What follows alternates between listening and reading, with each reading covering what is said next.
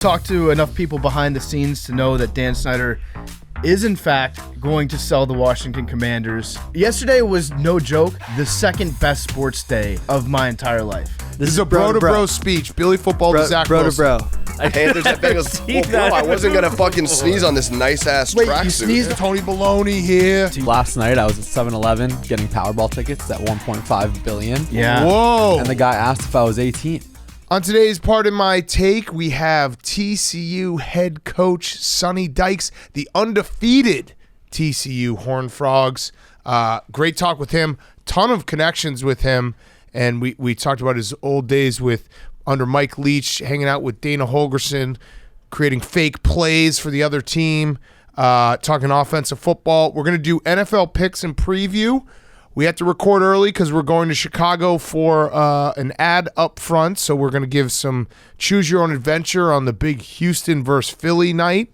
And then we will finish with Fyre Fest and wrap up and send everyone into a football weekend. And we're brought to you by our friends at Visible. Rooting for different teams on the field comes with less drama than being on the same family wireless plan, because family plans can mean family drama. With Visible's one-line wireless plan, the data is unlimited and all yours, so you can stream all the holiday games or movies you want from almost anywhere. Leave the family plan drama and get a one-line wireless plan with Visible. It's just $30 a month, taxes and fees included. Why pay to be on a family plan if you just need one line? With Visible, you get a one-line wireless plan with unlimited data for $30 a month, taxes and fees included. Like I said, start saving with Visible one-line wireless at Visible.com. You get up to $250 gift card when you buy a select device. Switch today at Visible.com and get a $250 gift card when you buy a select device. Port in from an eligible carrier. New activation and completion of 3 service payments required. Additional terms apply for data management practices. Learn more at Visible.com. Get it today. Visible.com, the best wireless out there. So thank you to Visible, our presenting sponsor. Okay, let's go.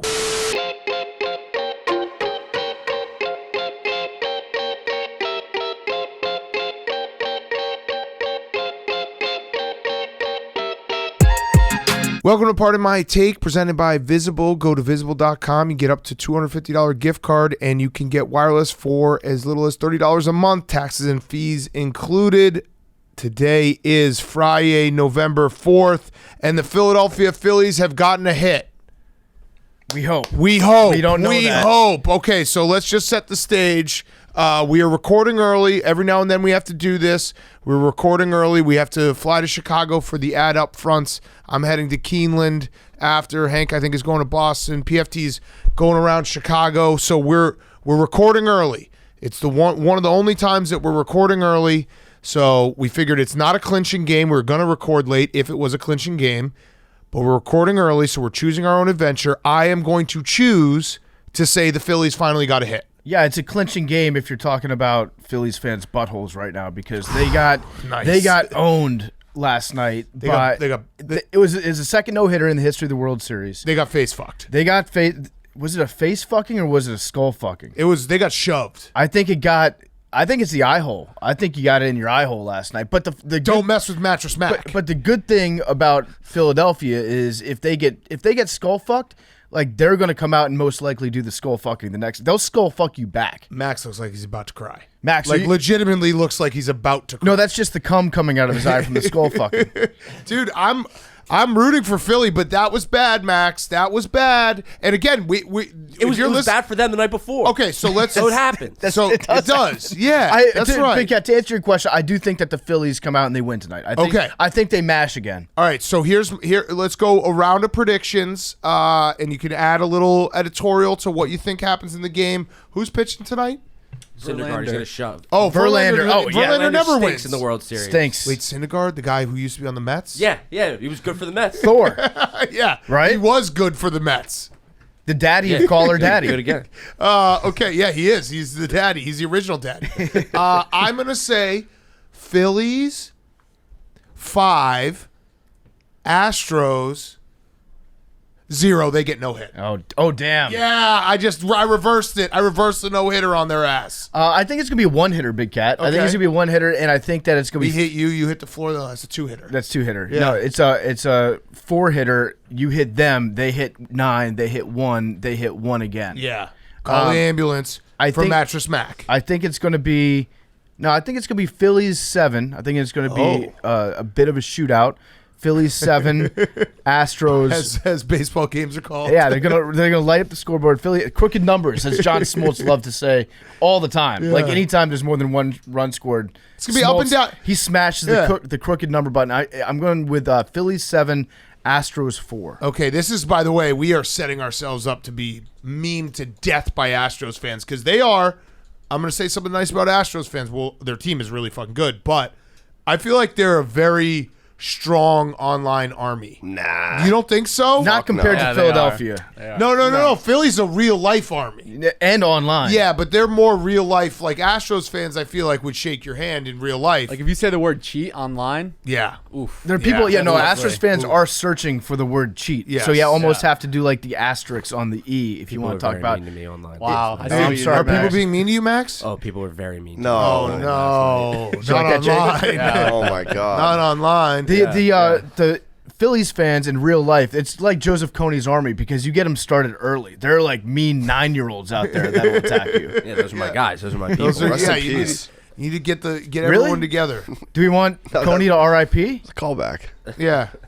Rest in peace. Yeah, no, that's right. I forgot Hank's a big Coney stan. You also were just saying happy birthday to Darren Sharper, right?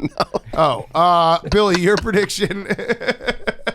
You should be in the Hall of Fame. Okay, Peter King. So when the Give me like $20, Peter King. when the Phillies were going off 2 games ago and they're like 7-0, I was like, they're gonna run out of hits for next game. I swear to God, I was thinking it, But they I didn't won't get say that it. many hits. LeBron football. Right, but they were like, They ran out of Yeah, home runs. yeah, they're getting a ton of home runs, but like in my brain, I'm like, statistically, like that's got it correct. That's Yeah. LeBron calling the Kobe's 81-point game. Yeah. Post mostly. Yeah. I know, but like I didn't want to say it because we're all high on the Phillies, but I didn't want to be negative. So what's your prediction? So my prediction is Phillies are gonna get hits. Astros, how many hits do they have? Who? Astros. How many did they have last I don't night? know. Enough. Yeah. Enough. Enough. More than enough. Well, So- 1 is more than enough when you they- get a no-hitter. I'm going to guess 7 hits. Yeah. It's gonna Probably be more. not It's gonna be technically true. 4-5. It's gonna Are be you doing 5-4. hits right now? No, home runs. It's gonna be 5-4, but I don't know who's gonna win. Okay, good prediction, Billy. Thank you, Jake. Someone's got to take the Astros, but I think my guy in the suit over there. Pitchers duel 2-1 Philly. Oh, come on. Fuck. Take the Astros, Someone's Jake. got to take the Astros. 5-4 Astros. All right, thank you, 5-4 Billy. Astros. Thank you, Billy. So I like where Jake's we don't want to going with get this we don't want to get because- memed to death. Because Jake is implying that like Verlander goes out there and throws objectively an awesome game, but the narrative continues that he still loses. Yeah. And we get to keep calling him a choke. Not a shootout. Verlander's Not a going to stand shootout. on his head. I mean, Yeah. it's not a narrative after the game 1. Like, that was abysmal. He's his teams are 1-8 in World Series games he pitches. No, he's objectively bad. He's never won a World Series game. His ERA is not good in the World Series. It's not like a narrative out of control. Choker. He is bad, but it would be funny if he threw like a 1-hitter and they lost 1-0 Yeah. in a dinger. If we really want to laugh at future me, I have the Sports Equinox parlay. It's the last one of the year. Last Sports Equinox. Nice. Sad. Sunday, Game 7, they pushed it back. Potential. Oh yeah, you're right. That's a good point. call, Jake. Damn, Yeah, Jake got you. Fucking Jake. Bruins, Eagles, Phillies, Nuggets. Money line. So I got the Phillies. Yeah, All my right, so Nuggets. I this think will it's be gonna fun be to listen to tomorrow. I think it's gonna be Eagles and Phillies though. I'm riding high with Philly. I believe. I think it's gonna be. I think Verlander's gonna get smoked. I think it's gonna be like another shitty game, like 6-2. Okay, Phillies. and then Max, are you taking the Astros? You should. I don't like that everyone on the. Billy I think took I the would- Yeah, that's Astros. bad. No, no, I would have taken the Astros, but I don't have a choice. Billy because took I the have this Astros. Billy took parlay. maybe the Astros. Maybe the he took Astros. 5-4. No, Billy took the 5-4 in Astros. Somebody. hits, Billy took the 3-2 in Astros. game, something like that. I want to say this.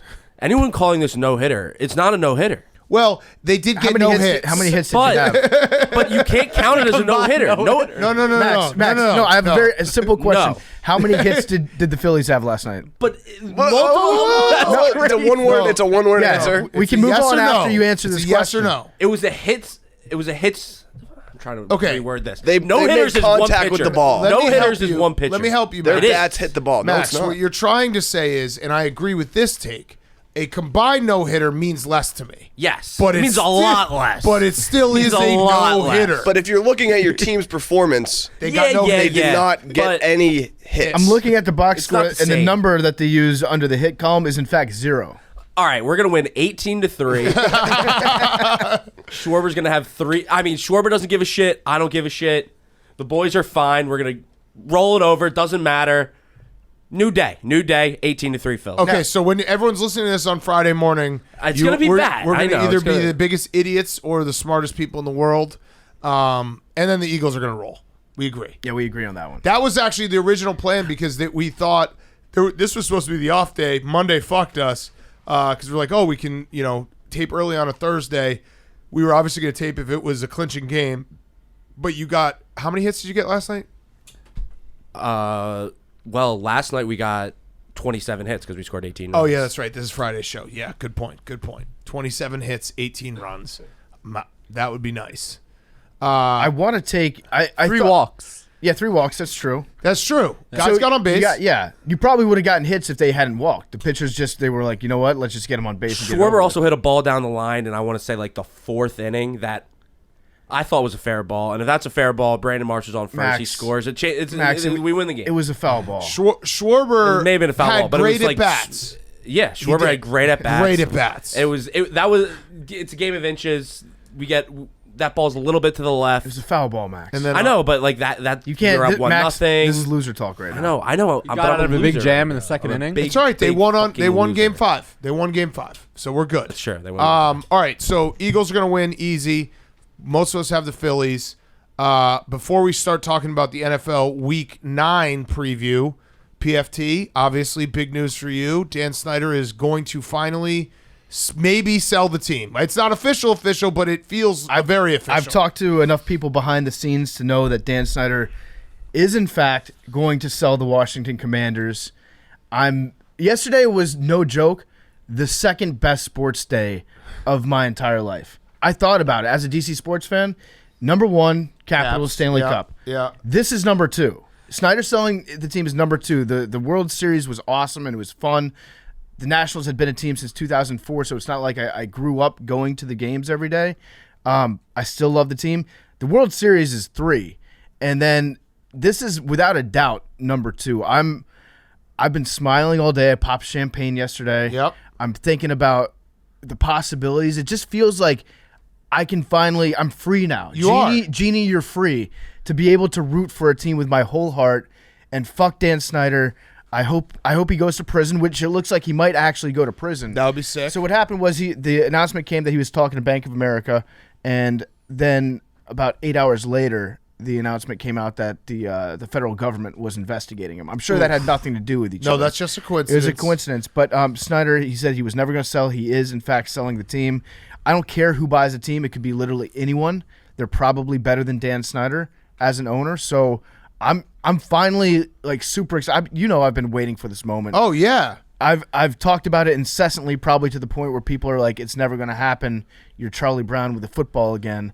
But this time it's actually going to happen, and I could not be happier. I'm so fucking pumped. It's crazy that it's crazy that it happened that way, where it's like I thought he would go to jail first, and then like even in jail, like a mafia boss, still be running the team. I would respect that. It felt like he was never going to lose grip of this fucking team, and then to just see it, just tweet it out like he's hired Bank of America, they're going to sell the team. It's like, wait, really? For a while, I was thinking that he was trying to Bofa us. Because Yeah. like that's every report was like he's talking to Bofa. He's talking to Bofa.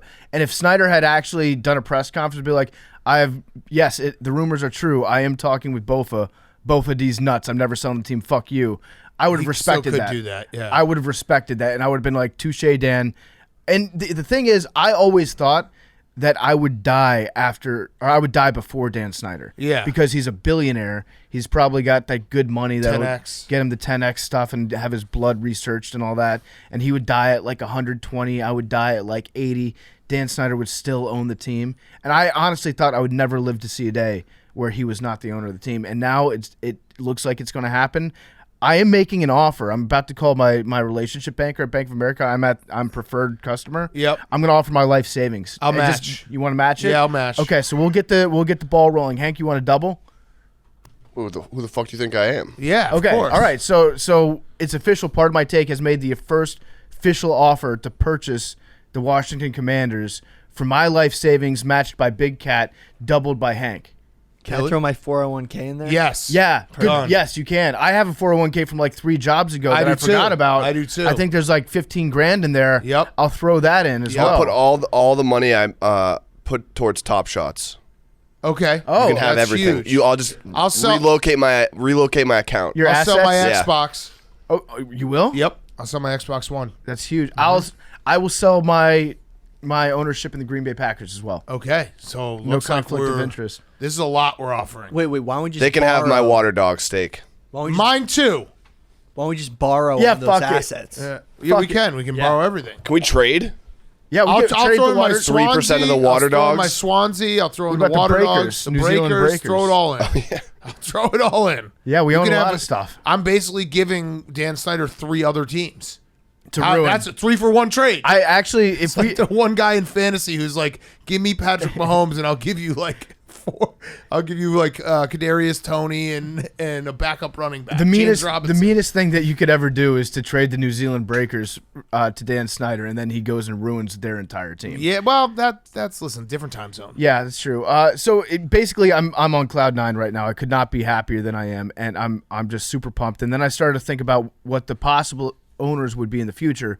People are talking about Bezos. Get Bezos in there. I want Bezos. Bezos would be an electric owner to have Yeah. like one of the richest people in the world running a team, and he would you probably could only use the bathroom like once a game if you went to it, and Yep. he'd have like a supervisor making sure that you weren't taking extra breaks. Yep. The only thing I'm a little bit nervous about that I don't think I can do mental gymnastics to get around is what if MBS and the Live Tour, Ooh. the Saudi money comes in like Newcastle and buys the team. You got to do it. You think you just got to?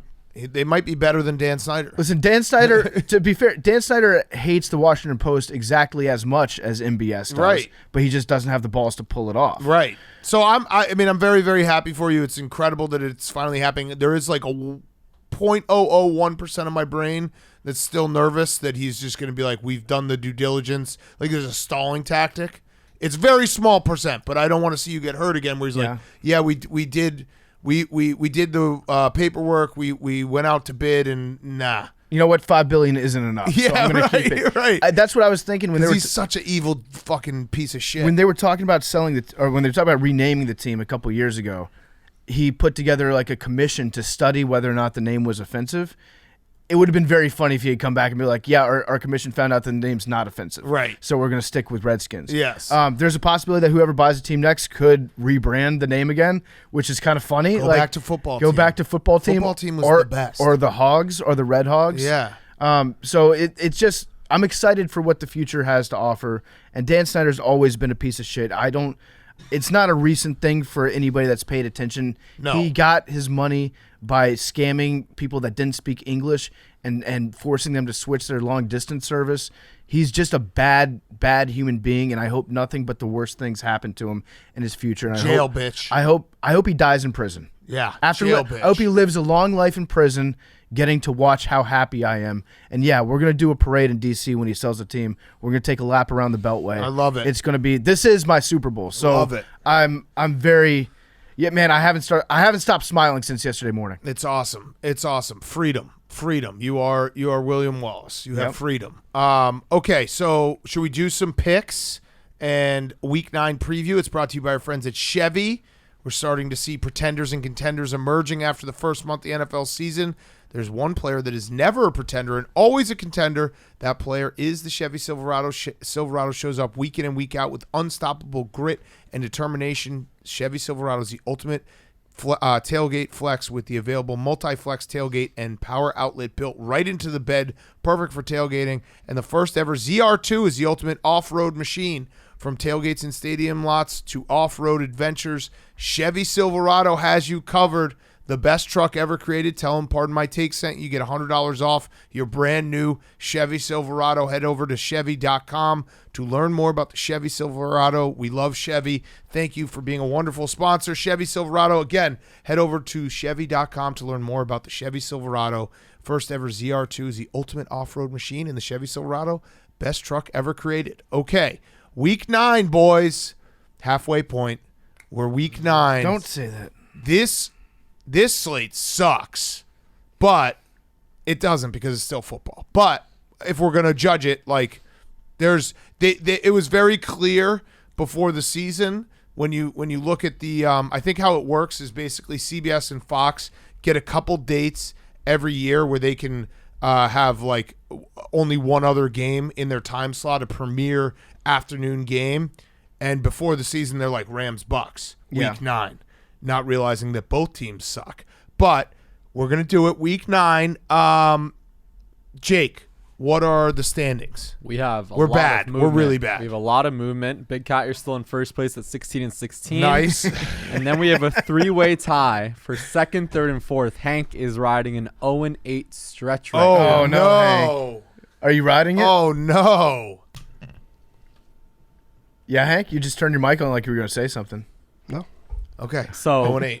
16-16 Big Cat. Me, PFT are a little hot, so we're at 13-19 with Hank at 13-19, Billy at 12-20, and Max at 11-21. Wow. Max went 0-4 We are as bad. well. So we've had an 0-4 every week. We are bad, Hank, bad, you're bad. 0-8 in your last 8? Still I've in been second. there. Yeah, so you can check out Hank's Sports Equinox parlay that he has. Okay. I can't wait till that fucking hits. Well, my Nuggets are going to bring it home. Yeah. Okay, so let's do some picks. Let's talk about some games. Let's preview the week. We'll start with favorites. And Hank, you want to get us going and we'll talk about every game and what we got going on? Yeah, I'm going to take the Green Bay Packers as my favorite. Ooh. Wow. The Lions, I 3.5. bet they're 3.5-point favorites. They are 0-5 in their last 5 games in Detroit, which is kind of a surprising stat. Mm-hmm. Against the spread. Against the spread. The Lions are in every game. I bet them every game. They seem to be covering every game, and then they lose. Like, that has pretty much been the Lions. I feel like the last 2 years have been, you bet them, underdogs, I usually do.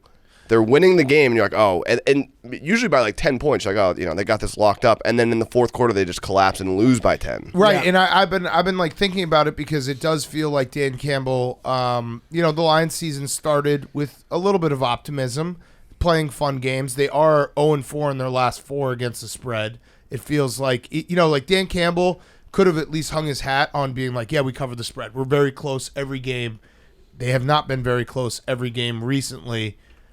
This game is basically, if the Packers have any chance of being a playoff team, making a run, they have to whomp them. Like, their offense has to look great against the Lions on Sunday. I think the Lions they've been competitive against the spread. Like, they might. Well, they're they're not 0-4. but they're competitive against the Close spread. to You know it. what I'm saying? Yeah, they're like, close to it. Like, they are probably covering spreads in the fourth quarter. Yes. Like, if there was a win probability, but it was covering probability, Yeah. like, in the fourth quarter, it's probably high, and then it just falls off a cliff. extremely That's high. the problem. With the exception of that Patriots game. The one against the Cowboys where it was 24-6, that they should have covered that. It was 10-6 going into the They were going in. Their cover probability was like Atlanta Falcons. That was like 28-3 collapse that they had. And against the Dolphins, they should have covered that game too. I love them against the Packers. I think Aaron Rodgers, he's got COVID thumb. Have you seen, like, he's very upset about his thumb right now. He's like, my thumb's not getting any better. It's getting worse, in fact. I think that this is, like, it's not a fluke that Aaron Rodgers sucks right now. If he wants to, this is a perfect excuse for him. Just be like, yeah, my thumb is extreme. The doctor said that he's never seen a worse thumb than mine. Yeah. In my life. So and the fact that the Packers too, like, it's hard for me to criticize because they've won for so long and they've been competitive for so long. But I know the Packers fans are so mad that they did nothing on the trade deadline. Oh, yeah. Like that. And the Bears did take Chase Claypool from them. Like, that was the story that came out, that basically the Packers were offering their second-round pick, and the Bears were like, all right, we'll give you ours instead of the Ravens. It's smart. Like, that's what the 49ers did with Christian McCaffrey, too. If you find out that your division rival is going for a person, you can offer a little bit more, because not only are you getting that player, but your opponent isn't getting that player. Right. Packers also worst start since 2006. And the last 6 times the Packers have gone 3-5 or worse since 1990, they've missed the playoffs. So this is if they win this game and they win it easily, I think that we'll be sitting here on Monday being like, okay, watch out for the Packers. They can make a little run. If they struggle here offensively against a really bad defense, that it's official that their offense is completely broken. Because it's been broken, but it's like, this is the get right spot. I like the Lions straight up. Okay. That's your favorite. Max, your favorite. Bucks -3. Yes. Yes. Just saying. Yes. Stop it. No. That's have not my to. pick, No, but that is that- going to be one of yeah. my picks. I was making fun of you about the Bucks last week. They have to win this game, and the Rams stink. Don't you think that McVay still has it in the back of his head every time he plays against Brady? Like, I want to beat the fuck out of this guy. Yeah, for sure. But I I think think the reports of McVay just running away once Yeah. this current team goes away. The last dance. That's bad sports coach. That's some bad juju going into Yeah. this game. Yeah, That's fucked up. it's crazy bad because sports they both suck in almost the exact same way. Their offensive lines are just both terrible. I think the Bucks' offensive line is slightly less terrible. Do you know the Rams are on their 5th right guard? Yeah. 5th. 5th right guard. They're on their 3rd center and their 5th right guard. And their left tackle is it still the backup, or is it the third string? I think it's I was looking at it last night. I don't know if it was a tweet from maybe a week ago. So it was their 2nd left tackle, their 2nd left guard, their 3rd center, their 5th right guard, and still the same right tackle. Yeah. That's insane. Their 5th, are there 5 dudes that you can find? I know that they've been switching around too, so some guys have been a backup somewhere else. Yeah, you but- start to take like backup centers and move them to guard. Right. It's insane. The other stat I had, Jake, can you please remind me this, because we always forget it. The Tom Brady day versus night thing is very real, and he is old.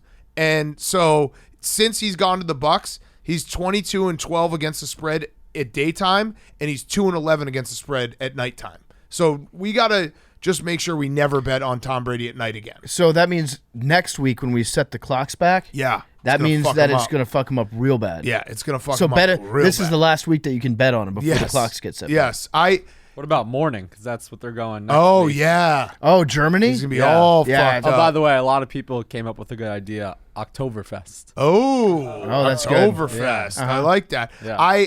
This is not my pick, but Max, I will be betting on the Bucks. I am so pot committed now that I was looking at it last night. It's like, hey, what you know the old drill tweet, like someone help me with my finances, and it's like $10,000 for candles every month. Yep.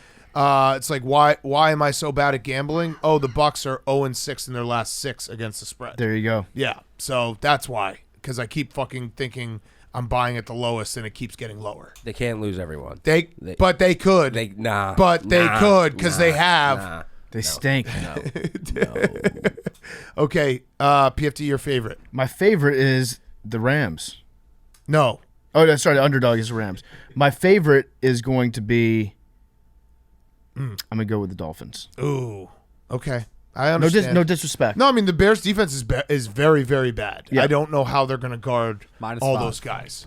Two guys on 2 guys in this game. What? It's gonna be a guy off.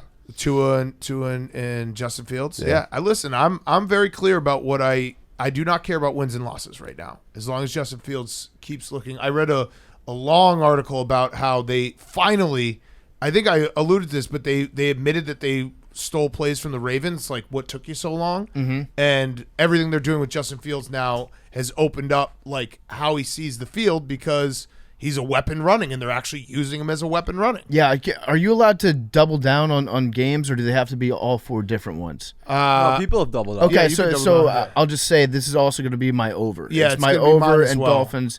I think the Dolphins are probably going to get the over by themselves. 45.5. There is supposed to be a little weather, but who the fuck cares? I don't think the Bears could stop No, anyone. I think that the Bears offense will continue to improve. I think that Big Cat's going to get enough out of this game to be encouraged. That's all I want. And I think the defense is just going to get gashed. The only stat against the Dolphins, and this one makes sense, and also this is why we suck at gambling. Teams off a 20-point loss are 66-48 against the spread, which makes sense because you see a team suck, and you're like, well, they suck forever, but usually they don't. Yep. The Raiders are in the same boat this week where they lost by more than 20 points, and you're like, they're dead. They stink, yeah. And then, of course, they'll probably come back. I just think this game is going to look a lot like think about what happened last week with the Cowboys and the Bears. This is going to be the same game except worse, I think. Yeah. It definitely has that possibility as long as he plays well, though. Everything else.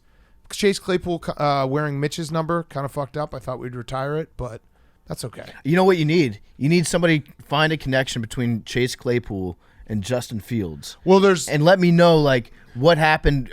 Did they ever cross paths at the same elite camp or something like that? There is the connection. Cole Kmet and Chase Claypool, both Notre Dame guys, and there's a clip that's been in Bears Twitter where after the Bears and Steelers played Monday Night Football last year, they're like, we got to find a way to link up. Okay, that's good. Yeah, pretty good. That's a start. I would like to see something I don't know, maybe Justin Fields and Chase Claypool met each other when they were getting recruited. Yeah. There's a picture of them on the sidelines of the game. Show me that there's some connection. They between might have the two. played. I think Notre Dame lost to Clemson that year. I don't think they played in a big playoff game against each other. But my memory is shit. Okay, my favorite. I'm gonna go with the Chargers -3, and I have an insane stat for you guys Against Atlanta. Against Atlanta. Do you know that teams that play the Panthers the next week, they're 0-7? I did The not know Panthers that. beat the shit out of teams. I did not know that. Every team that's played the Panthers the following week, they lose their next game, including so much so the Rams played the Panthers in week 6. They had a bye week, and they still lost their next game, week 8. What is it about the Panthers? So the teams that beat the Panthers, are they covering the spread against the Panthers before they lose? Some are, yeah. I don't think they've been horrendous against the spread, but even the Browns week 1 beat the Panthers, and then week 2 the crazy Jets game, the comeback. Yeah. So no matter what, when you play the Panthers the following week, you lose. Either you get beaten up by them and you're still sore going into the next game, or they're just so bad that you think that this is what NFL football is like. Yeah. And so then you lose that extra high gear. It's a weird stat. I'm just gonna run. That's one of my favorite weird stats that clearly has no actual correlation. Mm-hmm. It's just a random thing, but writing random stats is fun. You beat Matt Rule and you're like, wow, the NFL is really easy. Yeah. Every coach is like this. Yeah. And then nope. Also, Justin Herbert is incredible in Eastern and Central time zone. I don't know what that's about, but I just like time zone, especially because we're changing the clocks next week. Yeah, he's traveling, though. He's traveling. You can always just say that somebody's traveling east. Yeah. And that's the reason that you're not betting on them. It's helpful to know when they are, in fact, good at traveling east. Yeah, he's good at traveling east. So, and this game is going to be this was my second over that I was thinking about taking because the Chargers suck against the run and the Falcons suck against the pass. So both teams should be able to score all day, which means it'll probably go under. Yeah, I have the under in this one. Yeah, okay. All right. Billy, your favorite. I'm going Vikings by 3.5 over Boo. Washington. Come on, Billy. Boo. Look, Boo. I'm high on the Vikings. I'm high on the Vikings. This is the ultimate revenge game. I know Okay. we got Kirk Cousins coming back. He's gonna ask him. Kevin if they like O'Connell that. coming back. Yeah, we got Hawkinson coming in. Kirk Cousins never played for a team with a 5-game winning streak. Well, it doesn't matter. They're on a 5-game winning streak. I know. Doesn't matter. So he's never had a 6-game winning streak. Right.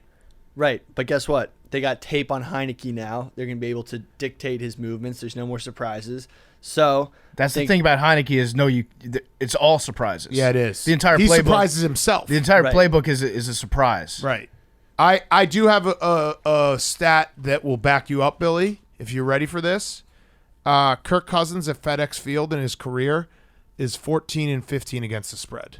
So Yeah. he's clearly going to cover. Yeah. Because he has to go 15-15 against the spread. That's the most Kirk Cousins thing ever. It would be. He's 14-15 going into this game.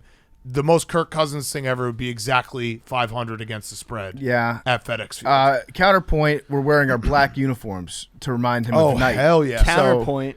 No, and also we're wearing the black uniforms, and for the first time, I think in the history of the team, we're doing a blackout where they're asking all the fans to wear black to a 1 p.m. game, which is that's usually a nighttime thing, isn't it? Yeah. Where you do. Yeah, we're doing it, I think, in the middle of the afternoon to remind Kirk Cousins of a primetime game, I think. So it's psychological warfare. This is serious stuff. Counterpoint, new ownership means the coaching staff's probably all going to get fired. Guys are working on their resumes, not watching tape. Well, he's not going to sell the team for like 3 years.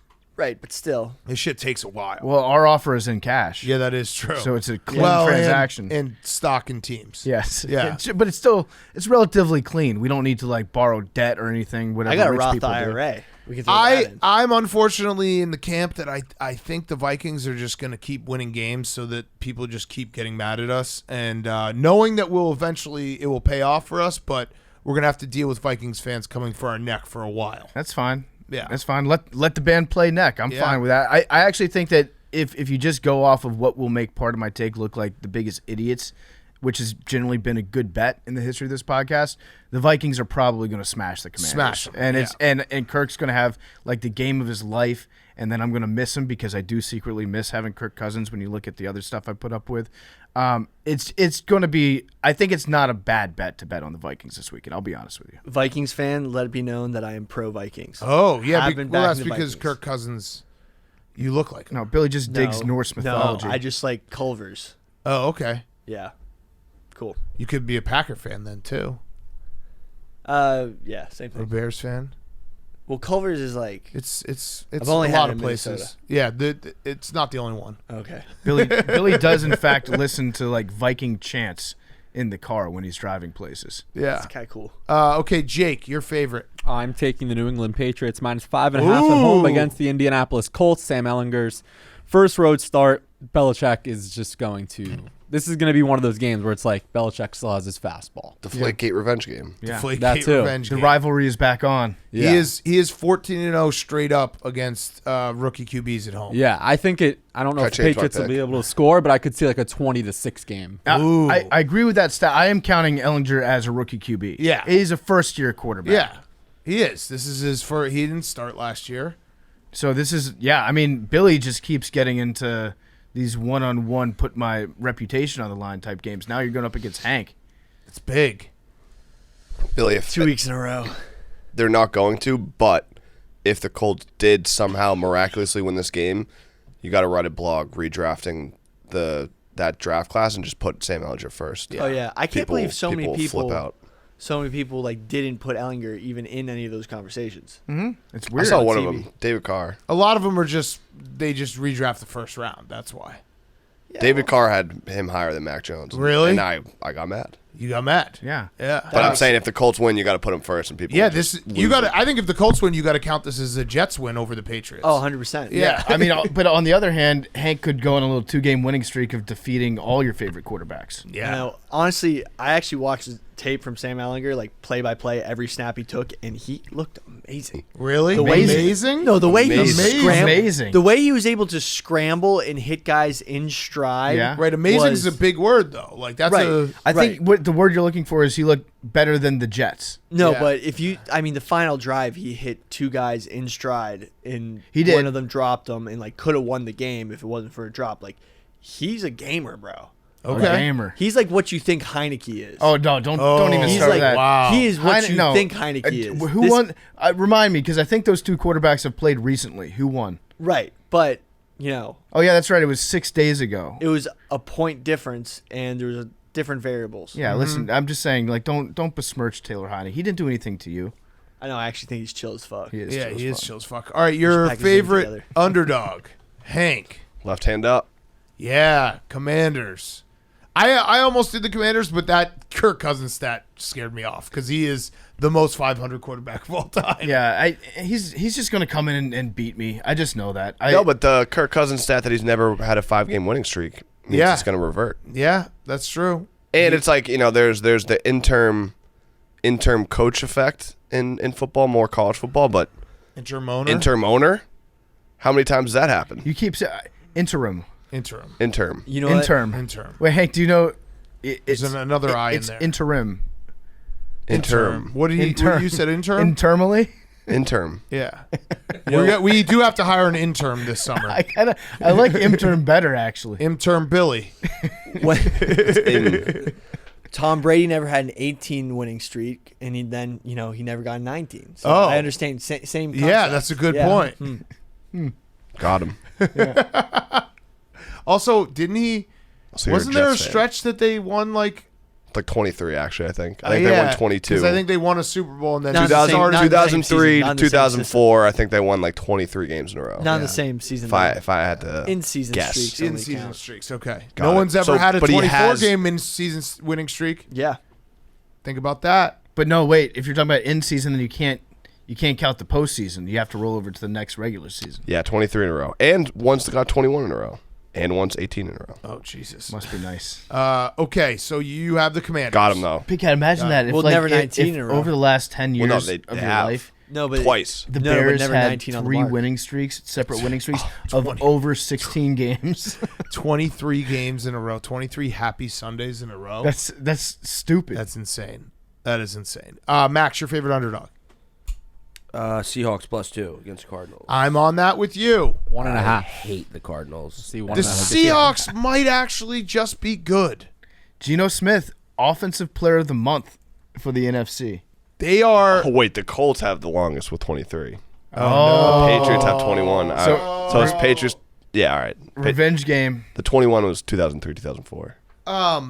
The Seahawks. My bad. We don't do nerd stats on this show, but DVOA, which I never understand, but I know it means something. The Seahawks and the Bills are the only two teams with top 11 offense, defense, and special teams DVOA. They might actually just be good. DVOA is one of those stats that I also don't know what goes into it, but I know that only smart people use Correct. it and know what they're talking Correct. about. And I completely throw it out there and don't pay attention to it unless it's like they're number 1 or number 2. Right. And so I agree. I think the Seahawks are actually just a good football team. And I think that the Cardinals are just an suck. extremely stupid football team. They suck. I think they're stupid. It's so clear that Cliff Kingsbury is getting fired. I mean, with the minute that Kyler Murray yelled at him on the sideline, like, I don't know. I know they'll say like, "Oh, that's just football. We're just angry. We both want to win." Yeah. Doesn't feel that way. Okay, PFT, your favorite underdog, the Lions. I do like the Lions. I'm taking them straight up, but I didn't have them. I have the Jets, actually. Ooh, I have the Jets in this one. I like this. It's a lot of points. They're at home. I- Billy no, wait, wait. endorses it. yeah, they're at home. Yeah, they're at home. Yeah, they're at home. But 12 and a half? confuse Secondaries shot. me. Yeah, what are we at, Jake? Who? 12 and a half. Bills. 12.5 against the Bills. Do you think Zach Wilson will be taking advantage of that? So Zach Wilson, Josh Allen commented that in his second year he threw 3 picks against the Patriots, and that's when he really got it together. Mm-hmm. I think this might be that next step. And total trap game. Yeah, it's a trap game. Total trap I agree with that. I love how most of Billy's stats about Zach Wilson for the last 2 years have been like, well, he just threw 4 interceptions last week, so he probably won't do that again. Yeah. This week. Well, basically his problem was he was getting bored of throwing the ball away. Yeah. Oh, That's yeah. why he threw all those Yeah. picks. Yes, true. So No, but seriously, I don't think he'll You get could bored. throw to checkdowns. He's not Well, going to be as bored this weekend. when you're getting rushed like that, he just basically he needs to work on being a game manager because he can be a playmaker as he showed in the last game. Here's why I think the Jets He will showed win. that in the Patriots game. Yeah, did you see That He one threw- touchdown. He threw 2 touchdowns. He threw more touchdowns than Mac Jones. And Right. The Jets scored more touchdowns than the Patriots. Where are you at though with him overall? Because I do think like the Jets are a good football team, and it does feel like Zach Wilson's the one holding them back. He just it's a basically bro. Like I know it's boring. Wait, this is But wait, hold on. this is bro to bro. Yeah, this is a bro to bro speech. Billy football to Zach bro Wilson. to bro. All right, go. Bro, 23-year-old in the workforce. Don't look at me, Billy. You're talking to Zach Yeah, Wilson. look at the camera. Okay, 23-year-old in the workforce. Sometimes not everything's going to come fast. You got to be patient. And we are making mistakes together. And, 23-year-olds in the workforce. Sometimes. Bro to bro. Bro to bro. Got to be patient. Sometimes you still got to eat the hot sauce. One day maybe you won't have to eat the hot sauce. But right now, you got to eat the hot sauce and throw the ball away. It sucks. Yeah, just win a bet. That was a very good speech. We'll call it in the workforce. I don't In know. the workforce. I don't know where that bro came in the from. workforce. And Billy, if you wanted to make this speech in person to Zach on Sunday, you could use the Game Time. Oh! For $180 for Bills Jets. Wow. Something to think about if you want to get in the locker room and make that speech. Yeah, so go to Game Time right now. Flash deals in the app, and you can get exclusive deals that Game Time offers that you won't find anywhere else. Download the Game Time app. Go to the account tab to create a login and redeem code PMT for $20 off your first purchase. Terms apply with the Game Time app. Okay, I was so going to say something mean, but I'm not going to. What were you going to say? I was going to say Say Max it. is going tonight. It's going to be great. Oh, that was fucked. that will be. I said I wasn't going to say it, so. Yeah, that's true. You did. Why'd say you that. have to he caught a stray. Come on. Yeah. No, I didn't say it. He didn't say it. He said he was going I was to. going Say it. to. You did say it, though. No, he didn't. You did say it. He said he was Wait, going Hank to. said it? No, he said he was going to. He didn't say it. Yeah, Hank I was. didn't say it. Hank was going to say it. I No, never but the said words that. came out of his mouth. Oh, so it's like a I never difference said between a that. no-hitter and just not getting any hits. Doesn't count. Yeah. Combined no hitters. All right, so yeah, so then Hank saying it doesn't count, right? there, Okay, 'cause so he didn't say it. what does Zach Wilson have to do this game for you to? You're not even out on him? No, I'm not, Well, you had unfortunately. R because you're in on Sam. No, I'm Yeah, that's actually. true. You said I you'd rather think- have Sam. I think he could actually take big steps this game. You This said that game you'd rather have Yeah. Is Sam. the big though. step game? Well, because he kind of made big steps last game by making big throws and creating plays. Now he just needs to figure out the balance of trying to make big plays and also trying to be a game manager. And Right. eating the hot Like he's the sauce. complete opposite Wait, of so Mac which one is Jones. he supposed to do? He's You- got to Billy- find the balance. Billy, listen. I've been through the guy thing a long time, but when you have to bash other guys to prop up your guy, it never like know. it doesn't really help your argument. Well, Mac Jones stinks. No, but That like, doesn't make Zach the Wilson thing is, good. I wrote about this in my blog. The thing is, quarterbacks with great arms and who are able to make great plays, it's hard for them to be game managers. But that is a way better problem than a game manager who can't make plays. Like, the guy is so capable of throwing absolute bombs and dimes that when he can't and has to make the start decision and not make a gigantic play, you can't cage a you songbird. can't, you can't, you got to let, but he needs to figure out, it's like training a dog instead of putting a dog in a cage. Like, he's got to know when to come back. Okay. So there's a lot of stuff Billy- said about Billy- Zach Wilson there all- that I don't. All I'm going to say is knowing how you need to be managed at work and how you just tried to manage Zach Wilson, he's going to be pissed at you because you're telling him to do two different things right now. No, I'm telling him to do, like, go make the big plays, but but just also don't make the bad plays. Well, which one do you want, Billy? Billy, this actually is a good strategy. I sent a message to Ryan Poles, the Bears GM. I said, in the upcoming draft, it's very important. Do not draft any of the bad players. just like when you have to throw the ball away, Right. in Don't do the in bad second plays. half, like, I know it's going to get boring. Like, jobs are boring sometimes. Just do the easy thing. Grunt Just work. throw what it do you away. do when you get bored at work? I stand up and I walk around. And he says, Big Cat, can you do this TikTok real quick? Yeah. So maybe, no, maybe that's actually that's my job. so maybe Zach needs to Just just walked in. he needs to just pace the sidelines more frequently. just throw the ball away. Just live No, to it's- fight another day. yeah, Read some it's- George Washington tactics. Right. It's simple. Tactically retreat. No bad plays, Zach. Let the punter punt the ball. Like, you have a great defense. Good Let call. them do That's right. it. This isn't BYU. This isn't the Pac-12. Like, it's not That's like not BYU. I don't even know. Like, when you're playing Pac-12 teams and they're just putting up tons of points. Like, not every drive is going to be 5 plays, 80 yards, A touchdown. punt is a good result. Yeah. To a drive. Okay, Yeah, so I but the real reason why I like the Jets is that I think that the Jets defense is really, really It is. talented. Especially, I think they can get their front four can get to Josh Allen a little bit, heat him up just a little. Because if you sit back and you play if you blitz people, Josh Allen is going to just like carve you up. Also, last point, the Bills did lose to the Jaguars last year. Yeah, that's true. So that true. That Sorta did happen. 9-6. Sorta, It yeah, happened. sorta This one hoping. team So lost wait, to now another you're team. Yeah. now you're at one point. now your coping strategy is like they lost to a really historically shitty team last year, so we might have a chance. Right. And also Zach Wilson's rookie better than Mac quarterback. Jones. And Trevor Yes. Lawrence. And Trevor Lawrence. And you want to say Justin Fields? Go ahead. I think he has a better arm than Justin Fields. Okay. All right. So the real answer is I think that the Jets defense is going to be good enough to limit Josh Allen to not blowing them out as badly as some people think that they're going to get blown out. Does having a good arm, is that a good thing when you just throw it to the other team? Well, it's a bad thing because you can do certain things. And it makes you right. not be So a it's game really manager. Zach Wilson's. It's not his fault. He's just better than the job. He's just so he's good. overqualified. Yeah, he's so overqualified good. for his job. Seriously, it's like It's like he's He's so too good. talented. Yeah. He's so talented that Yeah. he doesn't like I other got it. like people with less talented arms work on being game managers. Yeah, no, because he's- they can't do what he does. He's almost, they need to create a new football league, a better football league that he could play in because he's too good for the NFL. The Jets need more like entry-level quarterbacks. Yeah. Yeah. That can grow with the position. Yeah. They don't need to go out there headhunting. Okay, so you guys both have the Jets. I have the Cardinals. Jake, that was a great analysis. You the of Zach Seahawks? Wilson. Oh, Seahawks. Sorry. I'm with Hank, so we're all paired up. I have the Commanders plus 3.5 Wow. against the Vikings. Could I be think paying together. This is the cherry on top for a great week for PFT. Give me Okay. I think just riding that So, momentum. I am a little bit concerned because the last 2 days have been so incredible Yeah. that Yeah. something bad is about to cherry happen. on top. Yeah. But right now, it's like, I've never had a 3-day winning streak in my life. Yeah.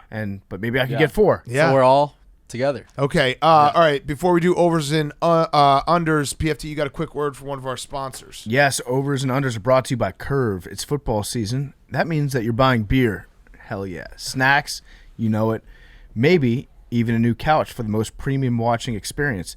Whatever it is you're buying, if you're using a card for any of those purchases, big or small, you need Curve because Curve combines your entire wallet into a single card and app.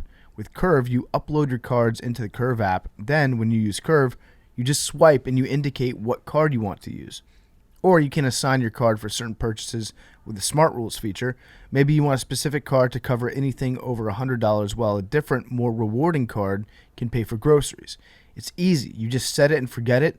Curve also gives you additional cash back on top of any rewards that you're already earning on your other credit card and debit cards. So make sure to go to curve.com/barstool, get $20 in Curve cash once you've downloaded the app, opened an account, and made a first transaction. Sign up at curve.com/barstool, receive $20 in Curve cash. Terms and conditions apply.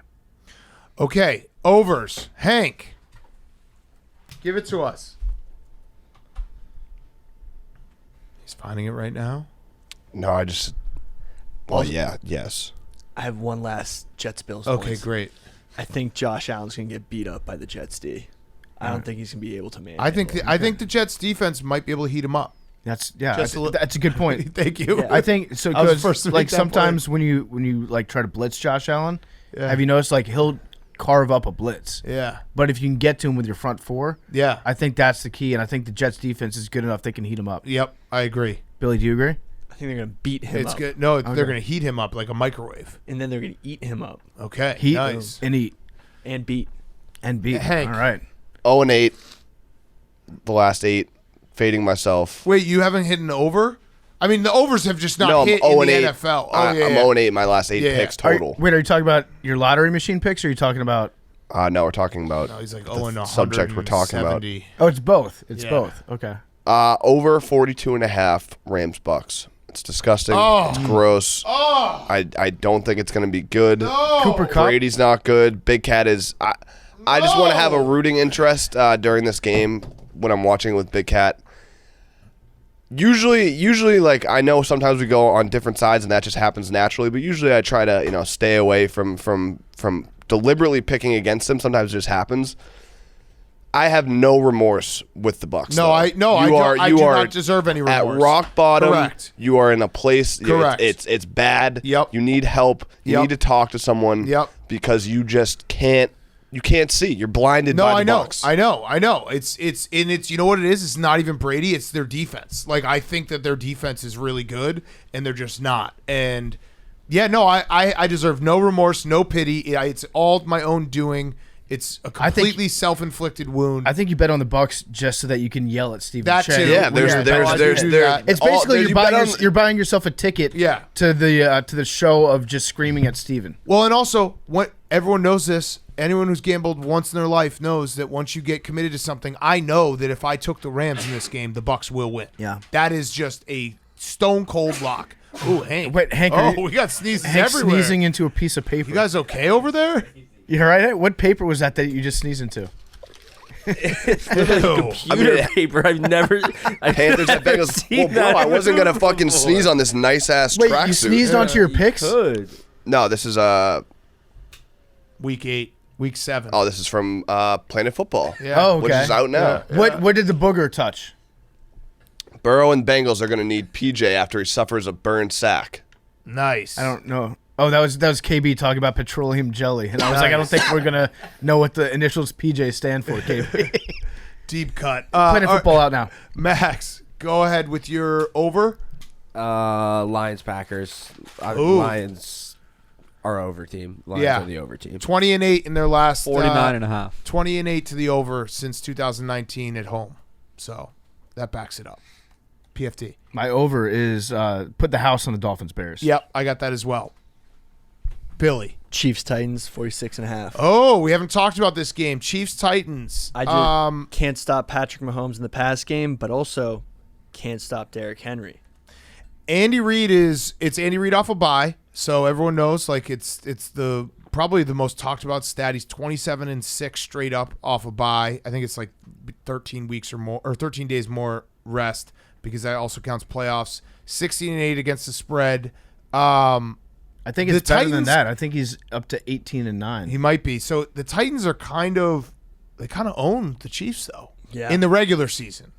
Do you remember last year they Yep. beat them 27-3? Yeah, Vrabel as an underdog, 19-7 against the spread. He's crying with his guys. Yeah. All right, over. But points. Points. Points. Are you a little worried if Malik Willis, knowing that he can't throw, or they won't let him throw? What they'll give the ball to Derrick Henry and he'll run. The Chiefs have a very good run defense. I'm just asking I know, questions. but like, It is Tractorcito season. it is. so let's say Malik Willis is running the ball a lot.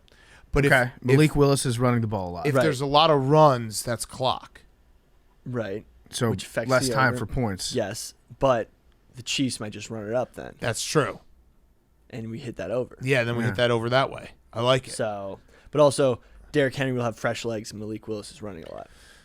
If Kadarius Toney ends up being really, really good for the Chiefs, it's going to piss me off. There's no chance though, right? Because like we've seen a little bit of Tony, but he's so fast. he's so fast. He breaks people off, But he just doesn't play ball. but he breaks people off.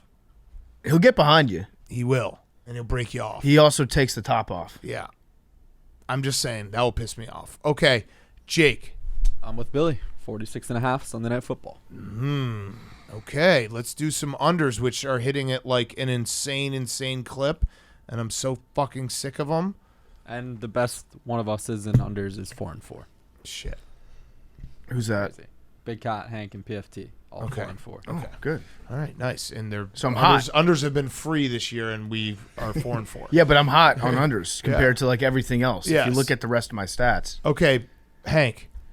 Under Bears, Dolphins. Oh, he doesn't try to bet against us. Definitely not. 45. You just, and I know that you just decided that right now because you're fucking blowing bloody snot onto all your other picks. You had no idea. You just heard what we said for our over, and you put it in your little Hank filing cabinet. No. You locked it away, and you No. said, "I'm gonna piss them off." Come on. Don't make it about you. On. Okay, you're under Max. Coincidence. Such a dick. We can say Monday night. Monday Yeah. Night Football, right? Yes. Yeah. Monday night. Ravens Saints under. Okay. Ooh, Andy Dalton, baby. Yeah. 48. Prime time Andy in the dome. You're under PFT. My under is Chargers Falcons under 49. I don't think Mariota's going to be throwing too much like he was. He threw more than you would expect last week against the Panthers. Agreed. I think that they're going to get back to their we're going to run the ball some more, and they're just going to run out of seconds to score. Was it 49? Yeah, I'm with you on that. It's 49.5. 49.5. 49.5. There aren't going to be enough seconds in this game. they're gonna run out of seconds. Okay, I'm gonna take the Patriots Colts under 39.5. I just think this game's gonna be gross. First to 17 wins. That's what I'm feeling. Who you got, Hank? You got Mac Jones again? Yes, sir. Yeah. How I- quickly do the boos start for Mac Jones if he throws an interception at home? I don't know. I think they start immediately. I don't know because No, Bailey 'cause Zappi Bailey Zappi did look played- bad. yeah. I still think that once the home crowd gets a taste, once they get like a little bit of blood in the water of booing their starting quarterback, The Roman Coliseum. it's tough to switch that back. Yeah. You need Belichick to go out there and do the Joaquin Phoenix and give like a Yeah. thumbs up, thumbs down. Yeah. Maybe they listen to me. Maybe. I told them to stop. Yeah, you did tell him to stop. So Yeah. we should Listen be to good. Hank. We should be good. Stop. And stop saying that Hank puked on the blackjack table. Because he didn't. Yeah, no, obviously. Right. Actually. Right. Actually, you did not. Actually, obviously. Obviously. I know. Right. That's why I said it. What did the dealer do? When he Well, didn't no, puke? he didn't do it. Yeah, Hank, dealer what, did Hank, nothing. what did the dealer do when you didn't puke? Listen, if you don't All have over the pit boss, right? if you don't have cash, you can't be at the table. I did not have cash. Did you tip? Did you tip heavily with that? After? When you don't. I think you missed the part when I said I didn't have any cash. Mm-hmm. Therefore, So, I but wasn't would at you have the tipped table. if you had cash? Right, but you have a player's After you card. puked. I don't have a player's card? Would you have tipped after you if you had cash after you puked, would you have tipped? Yeah, but I would never puke at a table. Okay. All right. Did Was there anyone anyone else on- puke at the table? I wasn't at a table. Was there There's no someone- table in There sight. was You were the only no one? table. Wait, now you're saying that the table doesn't exist. Not one iota. There was never a table. I went to the casino, Were you tried at to the get table? cash out. There was a long line. Saw Drewski, talked to him. Didn't want to wait in the line. Disappeared. Puked on- You threw up on Drewski. No, false. Was anyone on a hot streak and wanted to stay on the table after? Oh the yeah, puke? that would have sucked if you were in a Yeah. hot streak when you puked on the table. And then like, fuck the puke. Let's keep playing. All right, wait, Billy, did you do your under? My under is Seahawks Cardinals 49.5. Okay. I like that. All right, and Jake, you had your under? Yeah, I'm with PFT. All right, you were with PFT. All right, other games we missed. Raiders, Jaguars. That Ugh. game. Ugh. God. Who? They should pay you to watch this I mean, game. that is going to be, I guess, whoever wins, we're going to be like, maybe. No, I don't think so. But, no. I mean, the Raiders, they did have their signature loss last week. Yeah. They're probably not going to lose that badly. They might even, they might win this game. They might win this They game. might win this game this week, but nothing's going to change. I think the Raiders are they're still pieces of shit. Yeah. I don't think in my whole lifetime I've seen Raiders Jaguars and it's been like good. Like Yeah, together. no. That's not a good matchup. The Panthers Bengals, I just love PJ Walker. And then the only stat I had was Joe Burrow is 4-0 against the spread after losing to the Browns because he always loses to the Browns. Yep. So he bounces back. He's overall 12-3 straight up after a loss. Yeah. So go with Joe Burrow there. Trust in Joe. I think that's everything. I think we hit it all. 2 4 o'clock games is crazy. 2 4 o'clock games sucks. Hopefully the Phillies have already won the World Series. I was going to say it'd be nice if we had a World Series game on Sunday night as well. Be a nice little duel. If the game gets shitty, we have something else to watch. Just for the record, though, Max is not worried. He's not He worried made at that all. very clear. Don't say that he's It wasn't. worried. It was basically not even a no-hitter. right. I didn't say that I'm not worried. I said that I'm confident. I don't know what I said. Verbal meme. Max not worried. Hank puking on the table. Neither thing is real. Shaking And hands. no hitter wasn't real. What color was the puke? I like this because Billy's going with a joke. I like it. He's really just Yeah, the joke. keep it. yeah, the joke. We're all The kidding. joke. We're all kidding here. Okay. Hank, have you stopped puking on tables? Will you retire from puking on tables? Listen, I'm an honest guy. If I puked on a table, I'd come clean. Okay. You know how I do. When was the last time you puked on a table? I don't know. Probably in a bar somewhere. Yeah. With a casino attached? No. Okay. Let's do. You can see in the video. You can see when he says it. I had a reaction where I was like, "Oh my god!" Like I believed him for a second, and then I checked my sources and I talked to people. I was like, "I didn't do that, did I?" So he just made that up. Out of Yeah, thin air. he is a comedian and he is very quick-witted. Yeah. He That was just- such a funny joke. Invented it. Yeah. Just like that's totally normal. When I meet somebody for the first time, Well, we met I the night usually say before. like you puked on the table. Yeah. There was a camera rolling. As a bit. PFT. As a bit. You know how it is when the camera's rolling. Sure. Yeah. What do you mean? That's when you get your acting on. Yeah. No, I'm acting right now by making fun of Hank for puking on the table because it's obvious that he didn't puke on the table. I mean, it's not obvious, but I'm I'm just at- clarifying. no, for the Hank's record. No, right. it's not obvious. I I'm can kidding. understand why people would think that did happen, but thankfully, we have this platform and I'm able to clear my Clear name. your name once and for all. Okay, let's do fantasy fuckboys, and we'll do our We're gonna have to Mount get Drewski on. We'll do our Mount Rushmore. Yeah, we should come on our Mount Rushmore. Then we'll get to our interview. Fantasy fuckboys brought There's to like you a 10% chance. But I really don't think I did. brought to you by Pardon My Cheesesteak. It is the delivery and pickup only restaurant stand bringing you craveable cheesesteaks and loaded fries. Hank is wearing. We have a NASCAR car, Almondinger, just rubbing and racing. Pardon My Cheesesteak though, perfect for your football weekend. 6-inch, 12-inch, classic cheesesteaks, Chipotle cheesesteaks, my personal favorite, buffalo chicken cheesesteaks, loaded fries, dessert brownie bites. They have it all. You can get it Billy style and douse it with hot sauce. Get it Billy style. Get lunch, dinner, or late night delivery, and we're open 7 days a week. Go to partofmycheesesteak.com to learn more. Order now on DoorDash, Uber Eats, Postmates, or Grubhub. We're opening new locations every single week. PardonMyCheesesteak.com and use all those delivery services to get your Pardon My Cheesesteak. All right, Fantasy Fuckboys. Real quick before we do Fancy Fuckboys, Mount Rushmore. Yeah, no, I said we were going to do it after. Yeah. Oh, after this? Yeah, I Okay, said we're going all to do right. both. Yeah. All right, ready? Yeah. Yeah. What's up, boys? How we doing? What's up, What fucker? What's up, you fuckface? My stardom. What's your name? Pukey the Pukerson. My name's Almondinger. Oh, I'm AJ's brother. Hey, what's Hey. up? What's up, AA? hey. My stardom is smashing your car into a wall and hitting the gas as hard as you can.